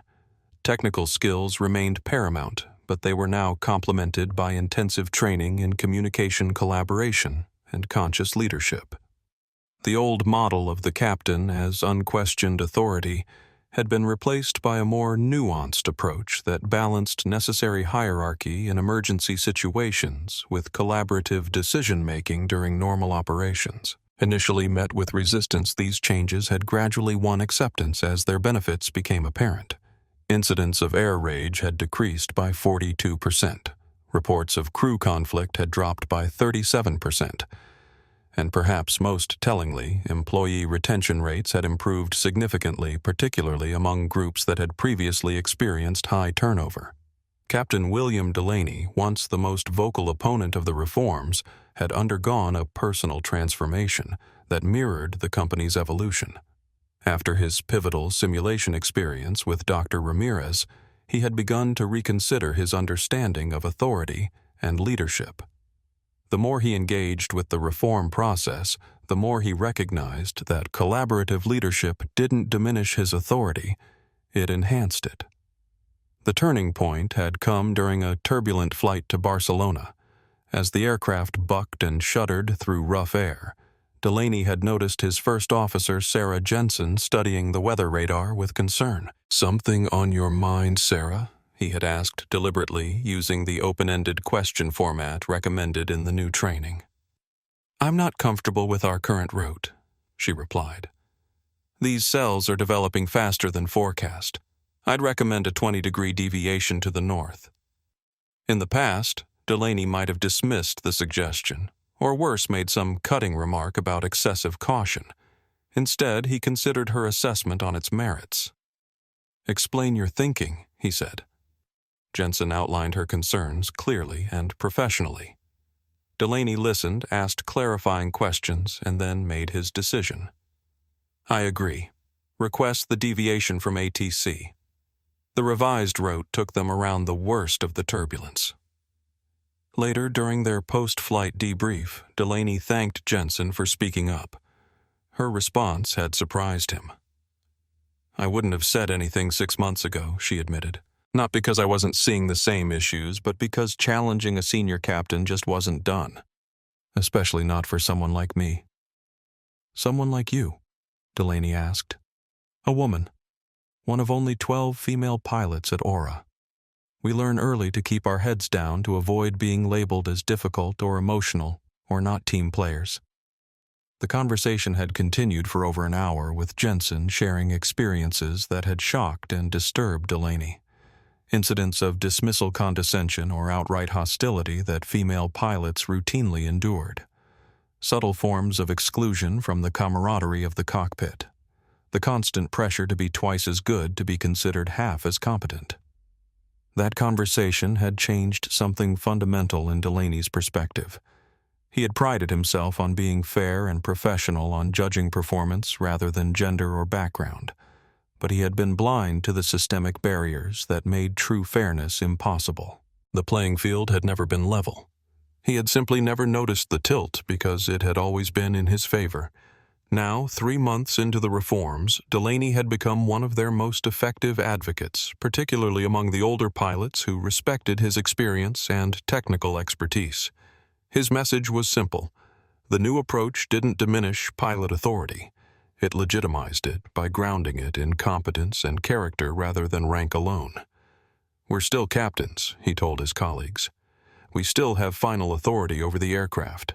But that authority is enhanced, not undermined, when we create an environment where every crew member feels empowered to speak up about potential issues." The public response had evolved as well. After the initial shock and negative coverage, Aura's transparent approach to addressing its problems had begun to earn respect. Industry publications that had once predicted the airline's demise were now running features on the Aura model and questioning whether other airlines would follow suit. Skyline International, still reeling from the Nash espionage scandal, and Jenkins's resignation, had been forced to implement its own reforms under its new CEO, Elizabeth Chen. The irony wasn't lost on industry observers. The company that had tried to exploit Aura's crisis was now following its lead in cultural transformation. Within Aura itself, the financial picture was complex. The immediate aftermath of the incident had seen a sharp drop in bookings, particularly in first class. But as the reforms took hold and positive word-of-mouth spread, numbers had begun to recover. By the 3-month mark, overall bookings were back to 92% of pre-incident levels, with premium cabins showing the strongest recovery, a vindication of the belief that passengers valued integrity and safety over superficial luxury. Daniel Blackwood, still serving as CEO, but in a dramatically different capacity, had become an unexpected advocate for the changes. His quarterly statement to shareholders had focused not on financial metrics, but on the cultural transformation, arguing that long-term value creation depended on building an airline that people trusted, not just one that delivered short-term profits. 3 months ago, we were exposed as a company that prioritized appearance over substance, he had written. Today, we are becoming a company that understands the only sustainable path forward is one where our actions match our words, where every employee feels valued and empowered, and where passenger safety, both physical and psychological, is our highest priority. The statement had been met with mixed reactions from shareholders. Some complained about the focus on soft metrics, others appreciated the long-term vision. But the most significant response had come from Zara Mitchell herself, who had increased her ownership stake from 58% to 62%, a clear vote of confidence in the direction of the reforms. James Sullivan, the first officer who had documented the Reynolds incident, had been promoted to captain and now led the pilot mentoring program. His example of a crew member who chose integrity over the path of least resistance had become a cornerstone of the new training approach. The most dramatic turnaround had come from Sophie Whitman, the retired corporate attorney who had captured the Reynolds incident on video.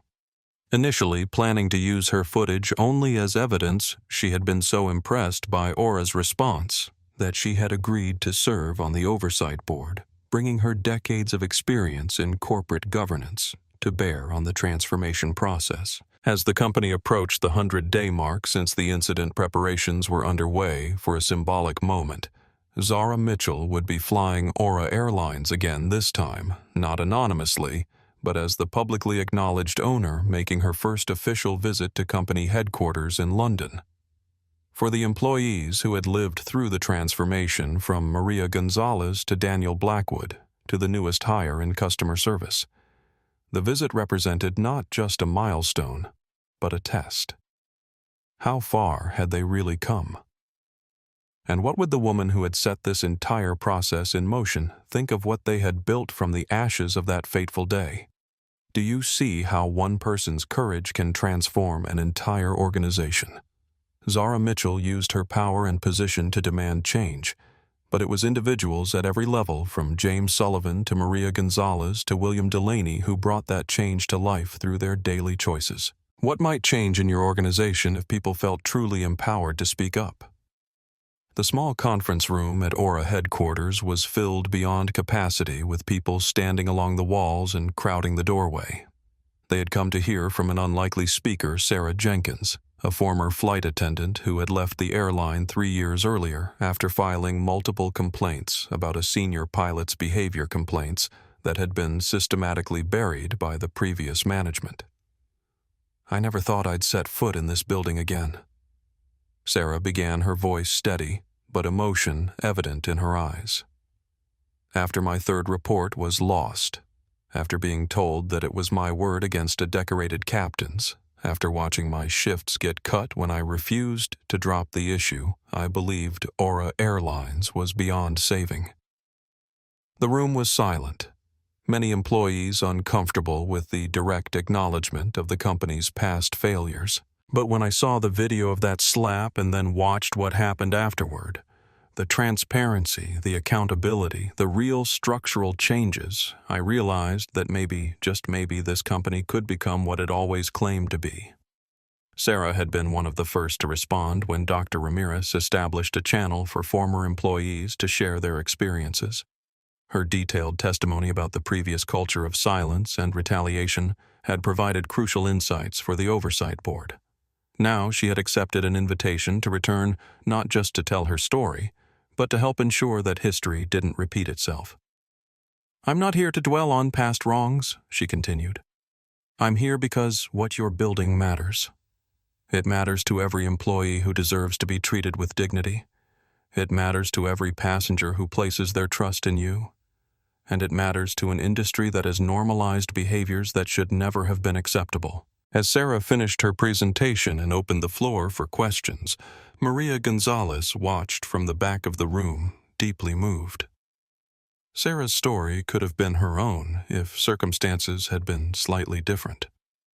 The thought sent a chill down her spine.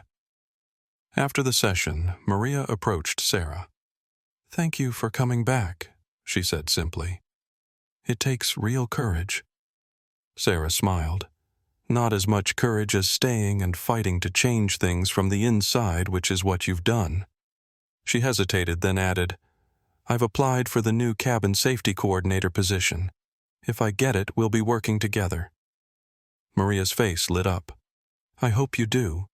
We need people who understand what was wrong to help build something better." The scene was playing out in various forms throughout the company as former employees, industry experts, and even vocal critics were invited to contribute to the reformation process. Dr. Ramirez had insisted on this approach, arguing that those with the most reason to distrust the airline often had the most valuable perspectives on how to fix it. One of the most surprising allies emerged from within the pilots' union. Captain James Sullivan, who had documented Reynolds' assault on Zara, had initially kept a low profile torn between loyalty to his colleagues and his own moral compass. But as the reforms progressed, he had found his voice becoming an advocate for a new definition of pilot authority, one based on expertise and earned respect rather than hierarchical power. "We need to abandon the military model of leadership in commercial aviation," he argued during a pilots' forum that would have been unthinkable 6 months earlier. "Being in command doesn't mean being a dictator. It means creating an environment where every crew member feels empowered to speak up when something isn't right." Initially met with skepticism from his peers, Sullivan's perspective had gradually gained traction, particularly among younger pilots and those from non-traditional backgrounds. He had formed an informal mentoring network pairing experienced captains who embraced the new approach with first officers and new hires. Perhaps the most unexpected ally had come from outside the company entirely. Monica Turner, a respected aviation journalist who had initially covered the Reynolds incident as evidence of a toxic industry culture, had become intrigued by Aura's response. What began as skeptical reporting had evolved into a detailed chronicle of the transformation process. "What's happening at Aura isn't just corporate damage control," she wrote in an influential industry publication. "It's a laboratory for rethinking power structures that have gone unquestioned for decades. Whether it succeeds or fails, it represents the first serious attempt to address the underlying issues that the Reynolds incident merely brought to light."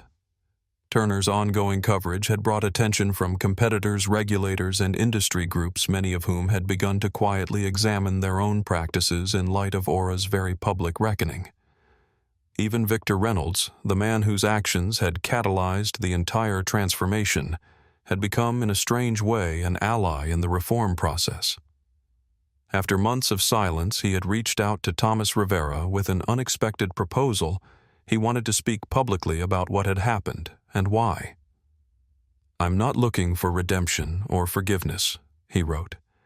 "I'm looking to contribute something useful from my failure. Maybe by understanding what led to my actions, others can avoid the same path." After careful consideration, Rivera had arranged a meeting between Reynolds and Dr. Ramirez.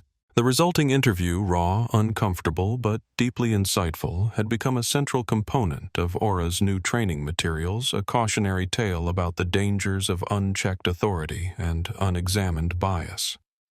The most significant alliance, however, came from a completely unexpected direction. At an international aviation safety conference in Geneva, Elizabeth Chen, the new CEO of Skyline, had approached Daniel Blackwood during a coffee break. "We need to talk," she said without preamble, "not as competitors, but as industry colleagues facing a common challenge." Daniel had been wary, but intrigued. Chen had taken over Skyline following the Nash espionage scandal and Jenkins's resignation. Unlike her predecessor, she had a background in operational safety rather than marketing or finance. "I've been reviewing our internal culture at Skyline," she continued once they were seated in a quiet corner. "What I'm finding concerns me. The same patterns that led to your Reynolds incident exist in our organization too. Different personalities, perhaps, but the same underlying issues. Daniel was surprised by her candor. "Why are you telling me this?" "Because you're 3 months ahead of us in addressing these problems," Chen replied frankly. "And because I believe this isn't a competitive issue, it's an industry issue. If we approach it that way, we all benefit." She proposed something radical, a collaborative industry initiative on cockpit culture and power dynamics jointly led by Aura and Skyline.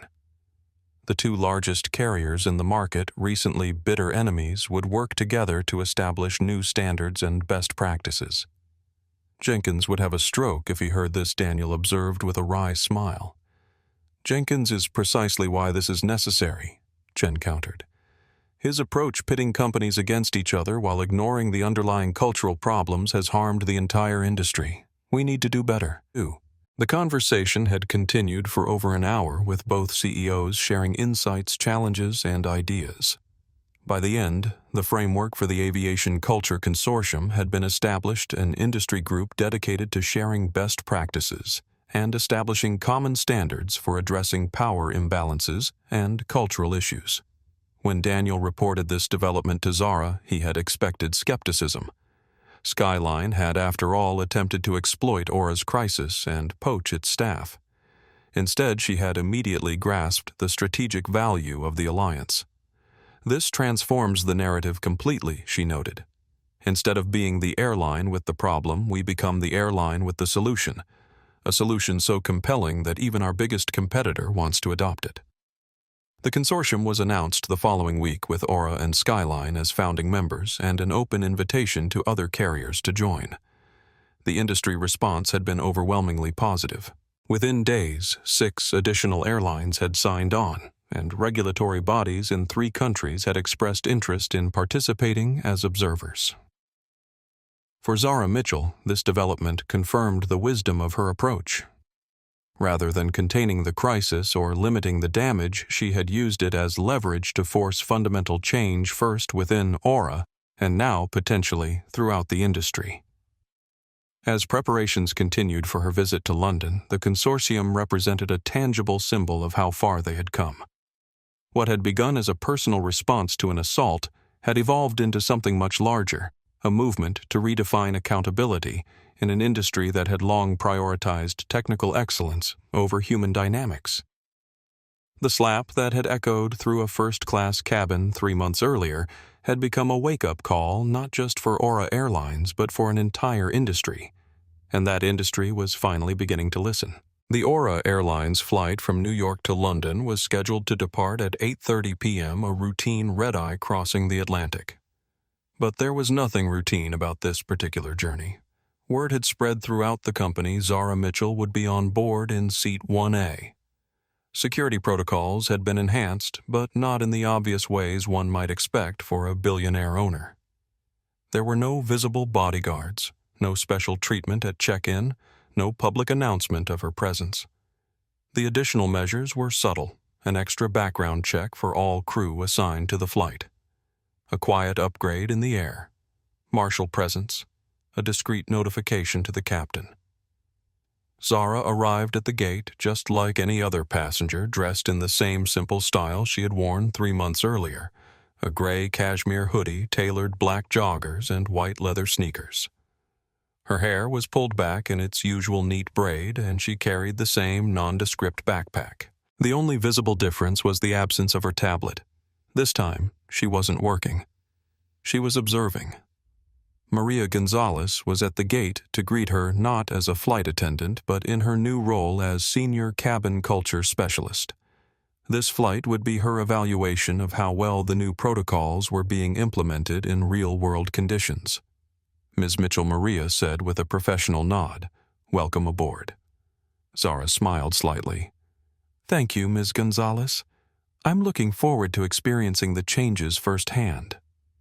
As they boarded, Maria noticed Zara taking in every detail, the way the gate agents interacted with passengers, the demeanor of the cabin crew, the subtle changes in signage and procedure that reflected the new Aura Airlines. In the first-class cabin, the lead flight attendant, a man named Michael, greeted Zara with exactly the same level of warm professionalism he showed to every other passenger. He had been briefed on her identity, but the new training emphasized treating all passengers with equal respect, regardless of status. "Welcome aboard, Ms. Mitchell. May I offer you a pre-departure beverage? Perhaps some sparkling water with lemon?" Zara nodded, appreciating the personalized touch. He had remembered her preference from her file without making a show of it. "Yes, thank you." As Michael prepared her drink, Zara settled into seat 1A, the same seat she had occupied 3 months earlier. The memory of that day, the confrontation, the slap, the shock flashed briefly in her mind. But it was distant now, overshadowed by everything that had followed the reckoning, the reformation, the rebuilding.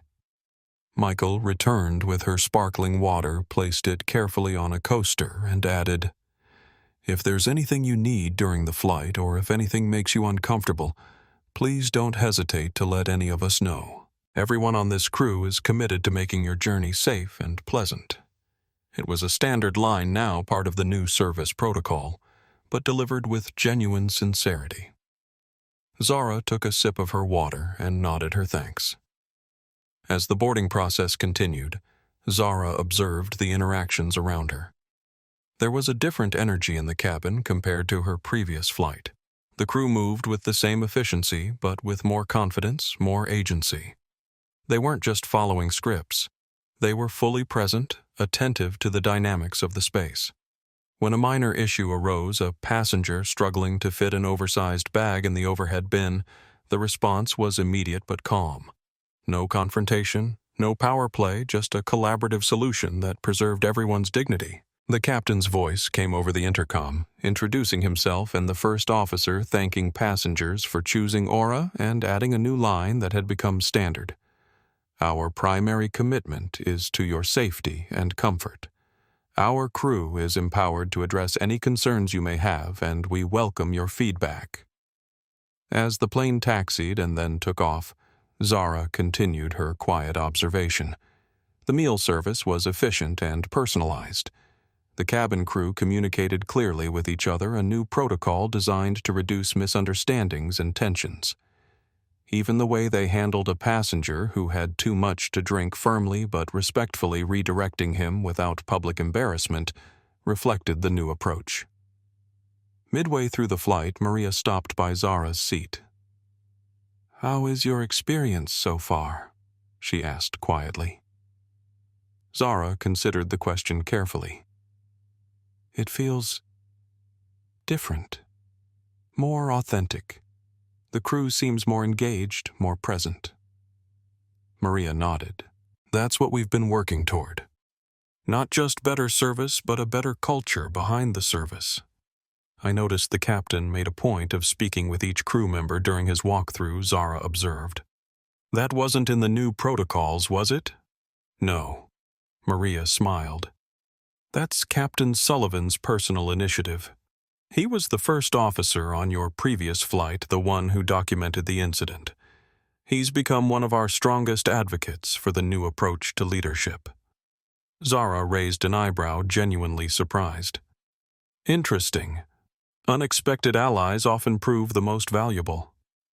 As the flight continued over the Atlantic, Zara eventually reclined her seat and closed her eyes not to sleep, but to process what she had observed.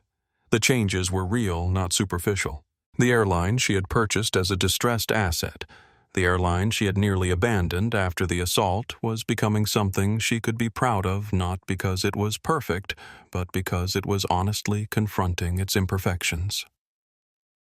When the plane landed at Heathrow the next morning, Zara gathered her belongings and prepared to disembark. Michael, the lead flight attendant, approached her one last time. "Thank you for flying with us, Ms. Mitchell," he said. "I hope your experience met your expectations." Zara looked at him thoughtfully.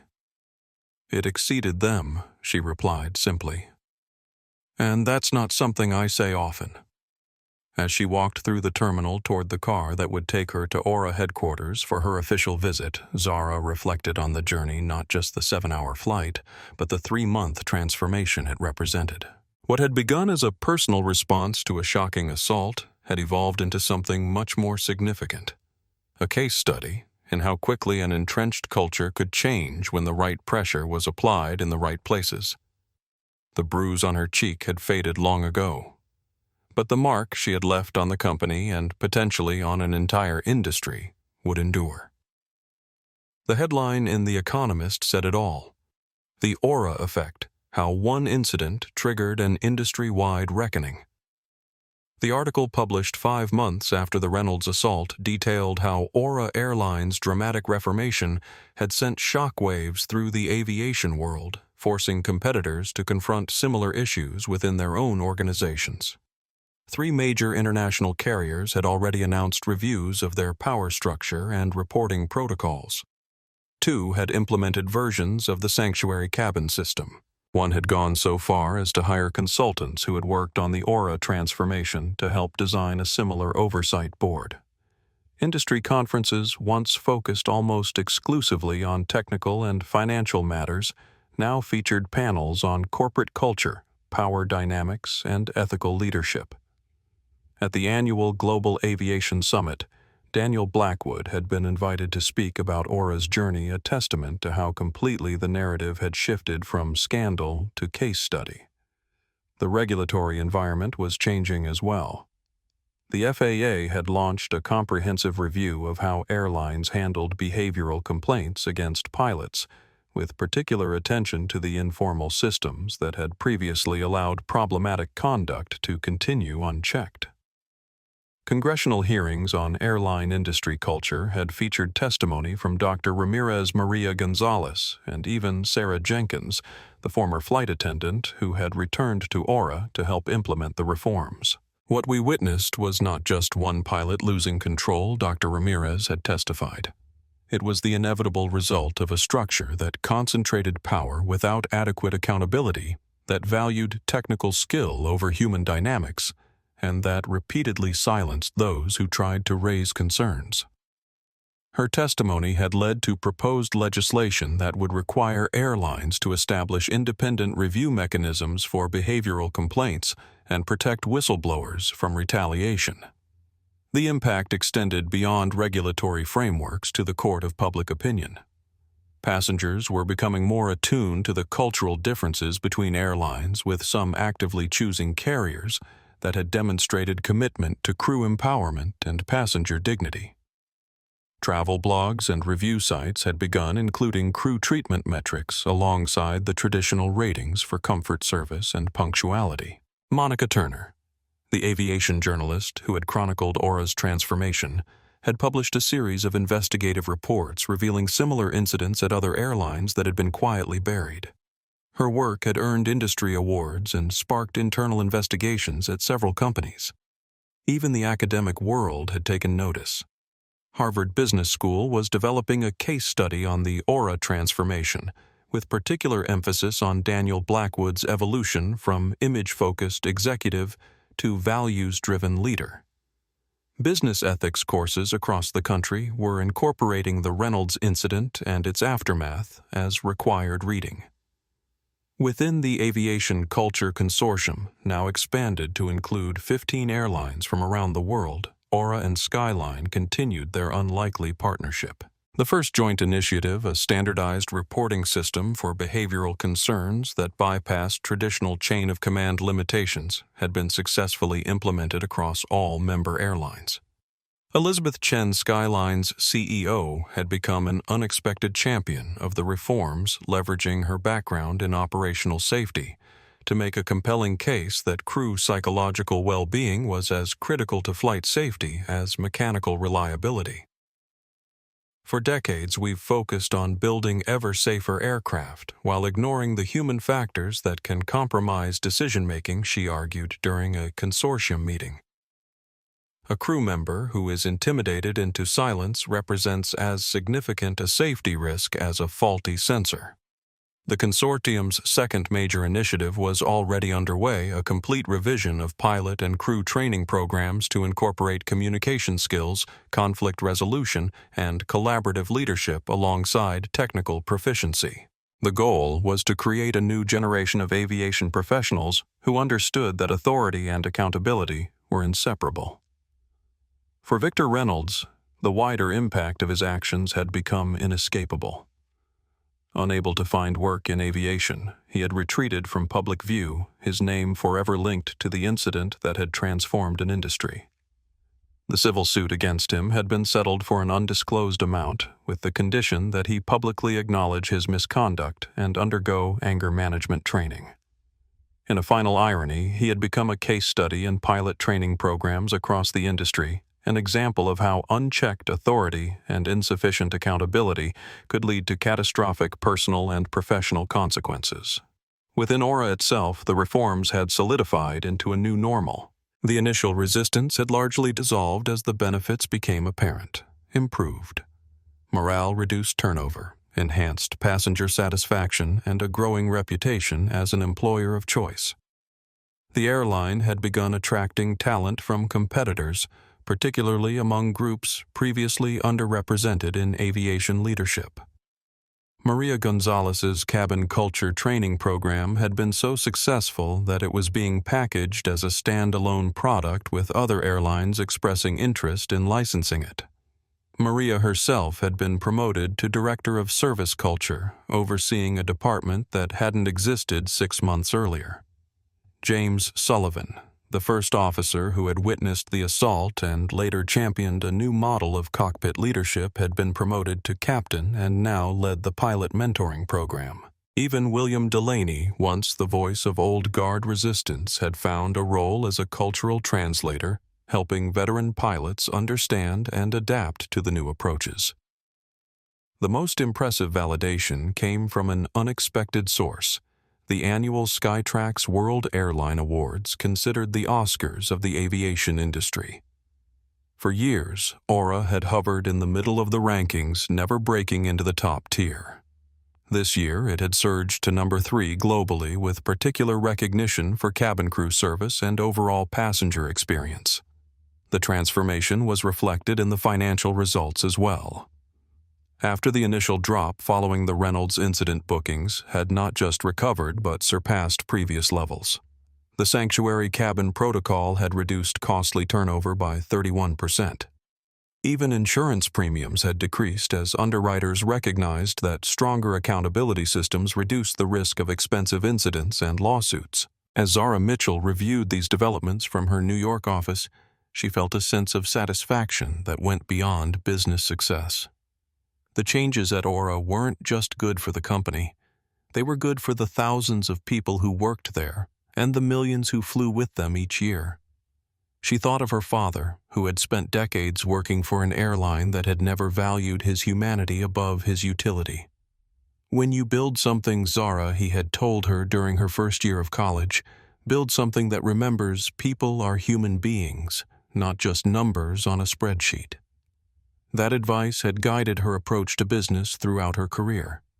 When she purchased Aura Airlines, she had seen an opportunity to create the kind of company her father had deserved to work for, one where every employee was valued, where ethical practices weren't sacrificed for quarterly profits, where dignity wasn't a luxury afforded only to those in first class. The Reynolds incident had revealed how far short of that ideal Aura had fallen.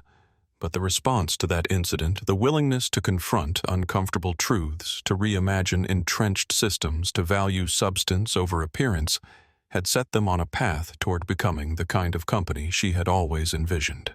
As Aura approached the 6-month anniversary of the incident, plans were underway for a company-wide event to mark not the assault itself, but the transformation it had catalyzed.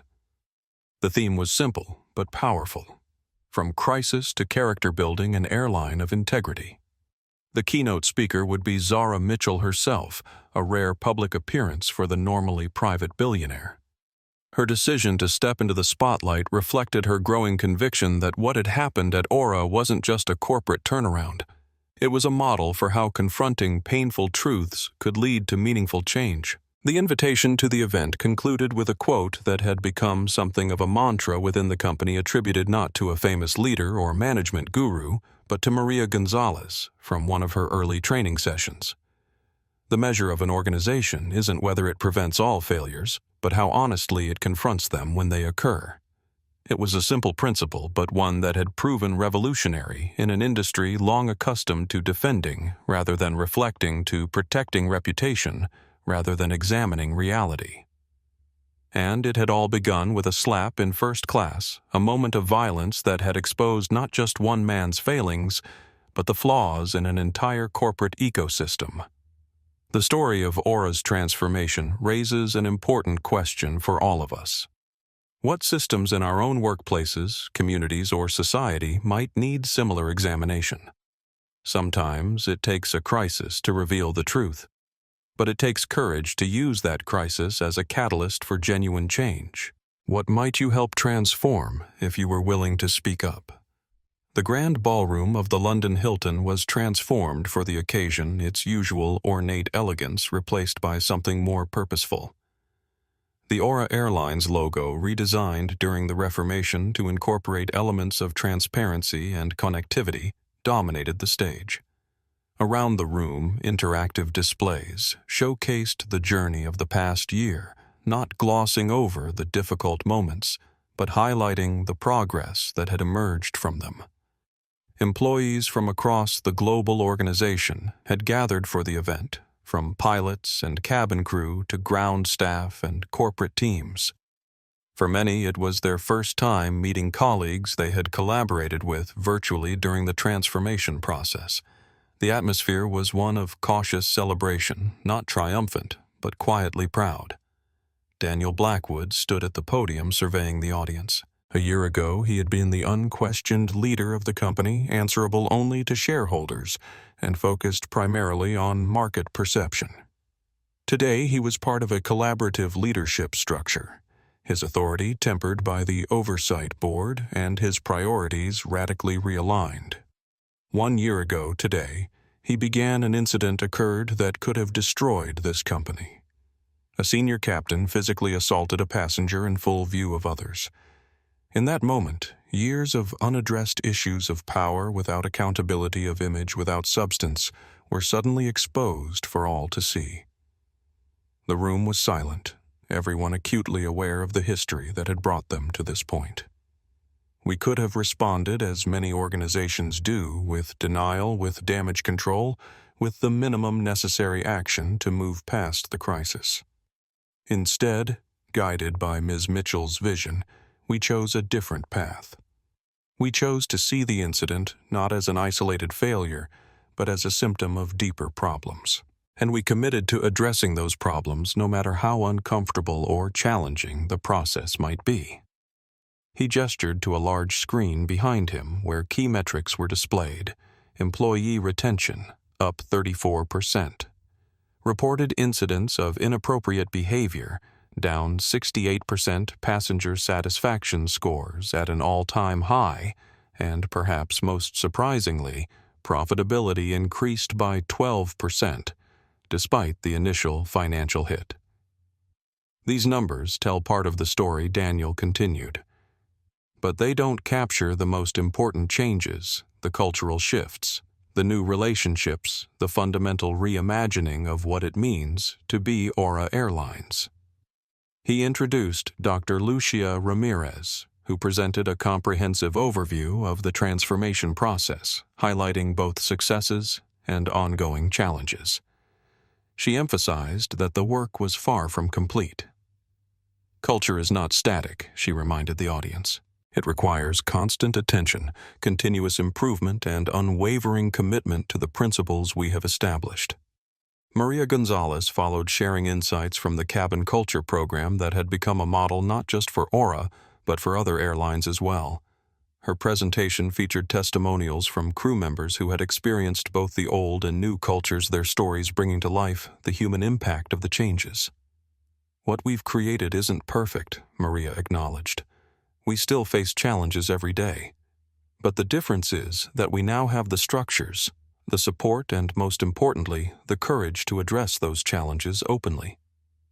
The audience responded with genuine warmth, particularly the cabin crew members who had seen their role elevated from service providers to essential partners in maintaining a safe, respectful environment. After several other presentations highlighting different aspects of the transformation, Daniel returned to the podium for the moment everyone had been anticipating: the introduction of Zara Mitchell. When I first learned the identity of the passenger Victor Reynolds had assaulted, he said my primary emotion was terror. I knew my career and possibly the entire company was in jeopardy. What I didn't understand then was that we were about to be saved not just from the immediate crisis, but from the complacency and superficiality that had defined us. He gestured toward the side of the stage. Please join me in welcoming the woman who didn't just own our company on paper, but had the vision and courage to remake it from the inside out, Ms. Zara Mitchell. The applause was respectful rather than effusive as Zara walked onto the stage. She was dressed more formally than usual in a simple black suit, but still projected the same quiet intensity that had characterized her from the beginning. She had remained largely behind the scenes during the transformation process, working through Thomas Rivera and the oversight board rather than taking a public role. As she reached the podium, the room fell completely silent. For many present, this was their first time seeing in person the woman whose decision had transformed their professional lives. "Thank you, Daniel," she began, her voice clear and measured. "1 year ago today, I boarded an Aura Airlines flight as an anonymous passenger, intending to observe the company I had invested in from a customer's perspective. What followed was not what I had planned, but it revealed truths that might otherwise have remained hidden." She touched her cheek briefly, an unconscious gesture at the memory of the slap that had set everything in motion. "I did not come here today to dwell on that incident or to claim credit for what has been achieved since. The transformation we are celebrating is not my accomplishment. It is yours, the result of thousands of individual decisions to embrace change, to speak difficult truths, to reimagine what is possible." She paused, looking out at the assembled employees. "When I purchased a majority stake in Aura Airlines, I saw a struggling company with untapped potential. What I failed to see was the deep cultural issues that were holding it back. It took a moment of crisis to reveal those issues, but it took your collective commitment to address them." She went on to outline her vision for the company's future, not as a perfect organization that never made mistakes, but as one that faced its failures honestly and used them as opportunities for growth. She emphasized that the reforms were not a one-time response to a crisis, but a foundation for ongoing evolution. "The true test of what we have built will come not during celebrations like this one, but during the next crisis, the next challenge, the next moment when it would be easier to revert to old patterns than to live up to our new standards." As she concluded her remarks, she did something unexpected. She stepped away from the podium and gestured for Maria Gonzalez to join her on stage. When Maria complied, looking somewhat confused, Zara turned to address her directly, but loud enough for all to hear. "Ms. Gonzalez, 1 year ago, you tried to intervene in a situation that should never have occurred. You did so at personal risk, knowing that challenging a captain could endanger your career. That moment of courage, though it came too late to prevent what happened, was the first sign that this company could be saved." She turned to the audience. "The transformation we celebrate today began not with my actions, or Daniel's, or Dr. Ramirez's, but with Maria's willingness to stand up for what was right, even when doing so was difficult and dangerous. That is the foundation on which everything else has been built."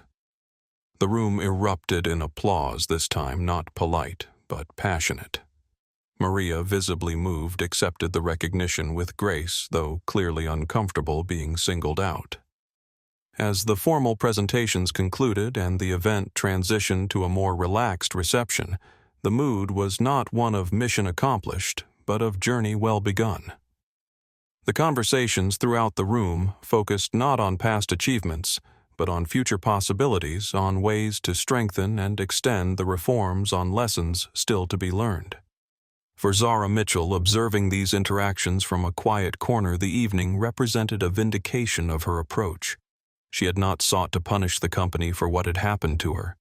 She had used her power to create something better, something lasting. The bruise on her cheek had faded long ago, but the mark she had left on Aura Airlines and potentially on an entire industry would endure. After the formal anniversary event concluded, Zara Mitchell retreated to a private meeting room where Maria Gonzalez was waiting for her. This conversation, unlike the public recognition earlier, would be personal, a moment of reflection between two women whose lives had intersected in a way neither could have anticipated. "Thank you for meeting with me," Zara said as she closed the door behind her. "I wanted a chance to speak with you directly away from the corporate messaging and public statements." Maria nodded, still somewhat in awe of being in a one-on-one meeting with the billionaire owner. "Of course, Ms. Mitchell. Please call me Zara. After everything that's happened, I think we're beyond formalities." Maria smiled slightly. "Zara, then." They sat at a small table the corporate hierarchy temporarily set aside in favor of a more human connection. "I've read all the reports, seen all the metrics," Zara began. "But I'd like to hear from you personally, how have things really changed? Not just the policies and procedures, but the day-to-day reality." Maria considered the question carefully. "It's like we're working for a different company," she said finally. "The physical environment is the same, the routes are the same, even many of the people are the same.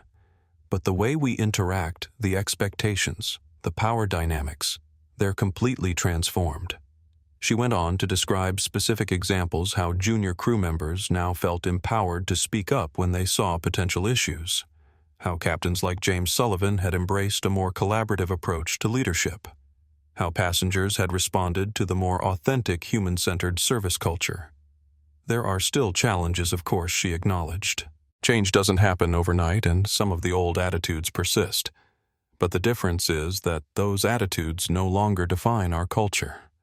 They're the exception now, not the rule. Zara listened intently, asking occasional questions, but mostly allowing Maria to share her perspective. When Maria finished, Zara was quiet for a moment, processing what she had heard. "I need to ask you something," she said finally. "Something I've wondered about since that day on the plane. When Reynolds confronted me, you tried to intervene. Not immediately, but eventually. What was going through your mind in those moments?" It was a deeply personal question, one that cut to the heart of the power dynamics that had allowed the incident to occur in the first place. Maria took a deep breath. Fear, she admitted. "I was afraid. Not just of losing my job, though that was part of it. I was afraid of challenging authority, of stepping out of the role I'd been trained to play. We were taught that the captain's word was law, that our primary job was to maintain a calm, pleasant environment, no matter what. Intervening in a conflict between a captain and a passenger went against everything I'd been conditioned to do." She paused, looking directly at Zara. "But then he put his hands on you, and something shifted. The rules I'd been following suddenly seemed less important than the basic human principle that you don't stand by while someone is being assaulted. I still hesitated longer than I should have, and I'll always regret that. But in that moment, I chose to be a person first and an employee second." Zara nodded, understanding completely. "That choice changed everything, not just for me, but for the entire company. If you hadn't stepped in, if you hadn't later testified about what happened, if you hadn't been willing to help rebuild from the ashes, none of what we celebrated today would have been possible." "I was just doing what felt right," Maria said simply. "That's precisely why it mattered," Zara replied. "You acted from principle, when it would have been easier to follow protocol." She hesitated, then continued in a more personal tone.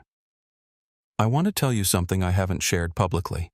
When I purchased Aura Airlines, it wasn't just a business decision. It was personal. My father was a baggage handler for an airline that went bankrupt in the 1990s. He lost his pension, his health insurance, everything. I watched what that did to him, to our family." Maria listened, surprised by this glimpse into Zara's personal history. When I had the means to do so, I decided to buy an airline and run it differently to create a company that valued its people as much as its profits. But somewhere along the way, I lost sight of that goal. I became detached, managing through intermediaries, focusing on numbers rather than culture. It took getting slapped in the face literally to wake me up to how far the company had strayed from my original vision. And now, Maria asked, now I see what's possible when people are empowered to do what's right, not just what's expected. The company we're building isn't perfect, but it's real in a way it never was before. They continued talking for nearly an hour, moving beyond the incident that had brought them together to their visions for the future, not just for Aura Airlines, but for their own roles within it. By the time they concluded their conversation, something had shifted between them. They weren't just owner and employee. They were partners in a continuing journey of transformation. As they prepared to leave, Zara had one final question. If you could go back to that day on the plane, knowing everything you know now, what would you do differently? Maria didn't hesitate. I would have stepped in sooner. I would have trusted my instincts over my training. I would have remembered that beneath the uniforms and titles, we're all just people deserving of basic respect. Zara smiled a genuine smile that rarely appeared in her public persona. That she said is exactly the lesson I was hoping we'd all learn from this experience. They parted ways, each carrying a deeper understanding of the journey they had shared and the work that still lay ahead. The circle that had begun with a confrontation in first class had come full circle not to an ending, but to a new beginning. 2 years after the incident that had transformed Aura Airlines, the company hosted an international aviation conference focused on ethical leadership and corporate culture. Industry leaders from around the world gathered to learn from what had become known as the Aura model, a blueprint for organizational transformation that had implications far beyond the aviation sector. The keynote panel featured Daniel Blackwood, Dr. Lucia Ramirez, and Maria Gonzalez, each sharing different aspects of the journey. Daniel spoke about the challenges of authentic leadership in crisis situations. Dr. Ramirez detailed the structural changes that had made the transformation possible, and Maria, now executive director of the newly established Aura Foundation for Workplace Dignity, discussed the human elements that had ultimately determined the success of the reforms. What we learned, Maria told the audience of executives, regulators, and industry experts, is that cultural change isn't primarily about policies or procedures. Those are important tools, but they're not the essence. Real change happens when people at every level of an organization believe their voices matter and their concerns will be taken seriously. The conference was the public face of a transformation that had become deeply embedded in Aura's identity. The airline now consistently ranked among the top employers in the industry with applications for every position far exceeding available openings. Its safety record, always strong, had improved even further as crew members felt empowered to raise concerns without fear of retaliation. And its financial performance had defied skeptics, proving that ethical operations and profitability were not mutually exclusive. Behind the scenes, the work continued. The oversight board, initially viewed as a temporary intervention, had become a permanent part of the corporate structure, evolving from crisis response to proactive guidance. Dr. Ramirez had transitioned from external consultant to chief ethics officer, a position with direct access to the board of directors. Daniel Blackwood had undergone perhaps the most remarkable transformation. The CEO, who had once prioritized appearance over substance, had become a genuine advocate for authentic leadership. He had recently announced his plan to step down within the year, not in disgrace, but in triumph, having overseen a renaissance that few would have thought possible. His likely successor was James Sullivan, the former first officer who had witnessed the Reynolds incident and later championed a new model of leadership within the pilot corps.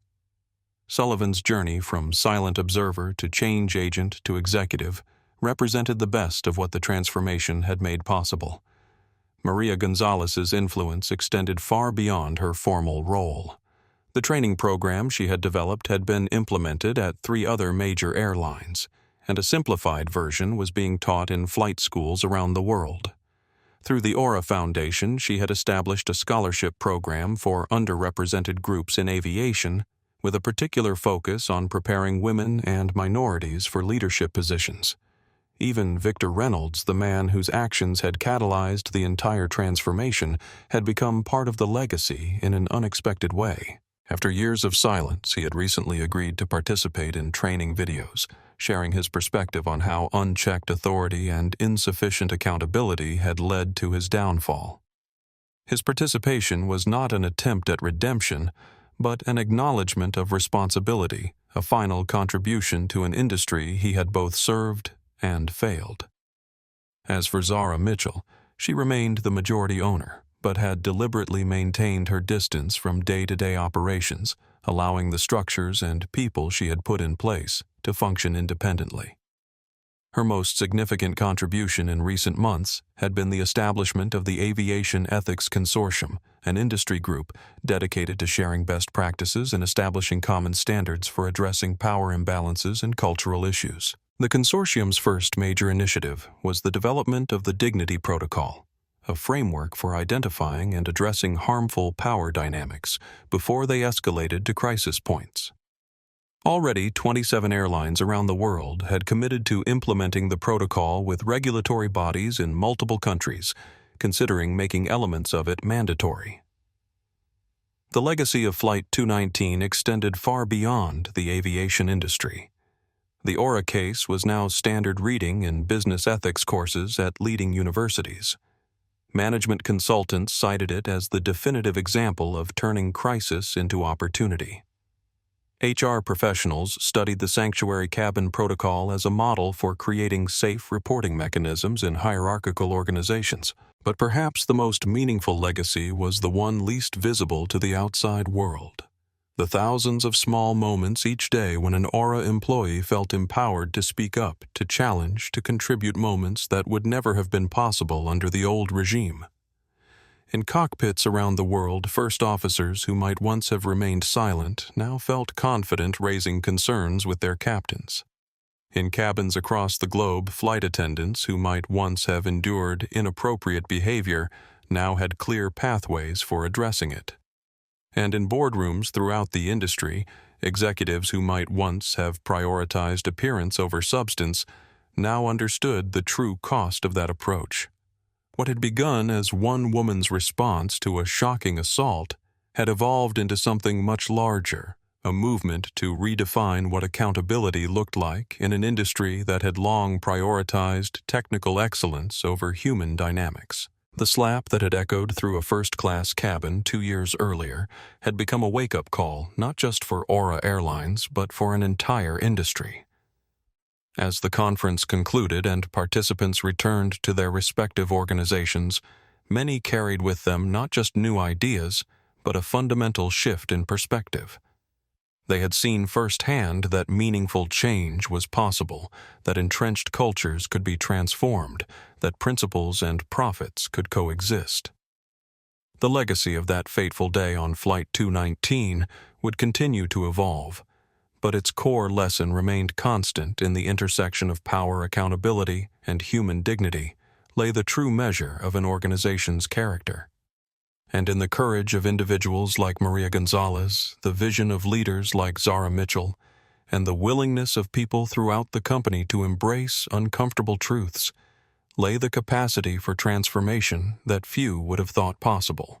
The bruise on Zara's cheek had faded long ago, but the mark she had left on the industry, a standard of accountability that could no longer be ignored, would endure for generations to come. What would you have done if you witnessed Captain Reynolds slap Zara Mitchell? Would you have remained silent, pulled out your phone to record, or intervened directly? The truth is, none of us know for certain how we would react until faced with such a situation. This story isn't just about one shocking moment on an airplane. It's about the systems that allow abuses of power to occur and the courage required to change those systems. It's about what happens when someone has both the will and the means to demand accountability. Every day in workplaces around the world, People face smaller versions of what Zara experienced, moments where power is abused, where speaking up seems dangerous, where looking the other way feels like the safer choice. The difference is that most victims don't own 58% of the company. If this story moved you, if it made you think about power and accountability in a new way, please share it. Not for clicks or views, but because these conversations matter. They change how we think about our own workplaces, our own responsibilities, our own capacity to make a difference. Have you ever witnessed an abuse of power and stayed silent? Have you ever spoken up when it would have been easier not to? Have you ever been Maria, Sophie, or James, a bystander faced with a critical choice? Or have you been Zara, someone who refused to accept that this is just how things are?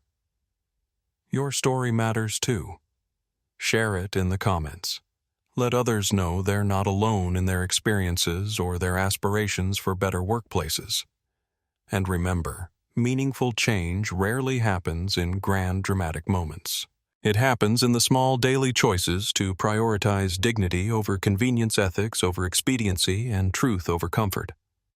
It happens when ordinary people decide that the way things have always been is no longer good enough. That's the real legacy of Flight 219, not just a transformed airline, but a reminder that when we have the courage to confront uncomfortable truths, we can build something better together.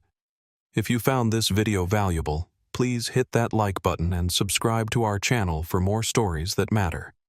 And if you know someone who's struggling with workplace power dynamics or trying to create positive change in their organization, share this with them. Sometimes just knowing change is possible can be the spark someone needs to take that first step. What changes do you want to see in your workplace?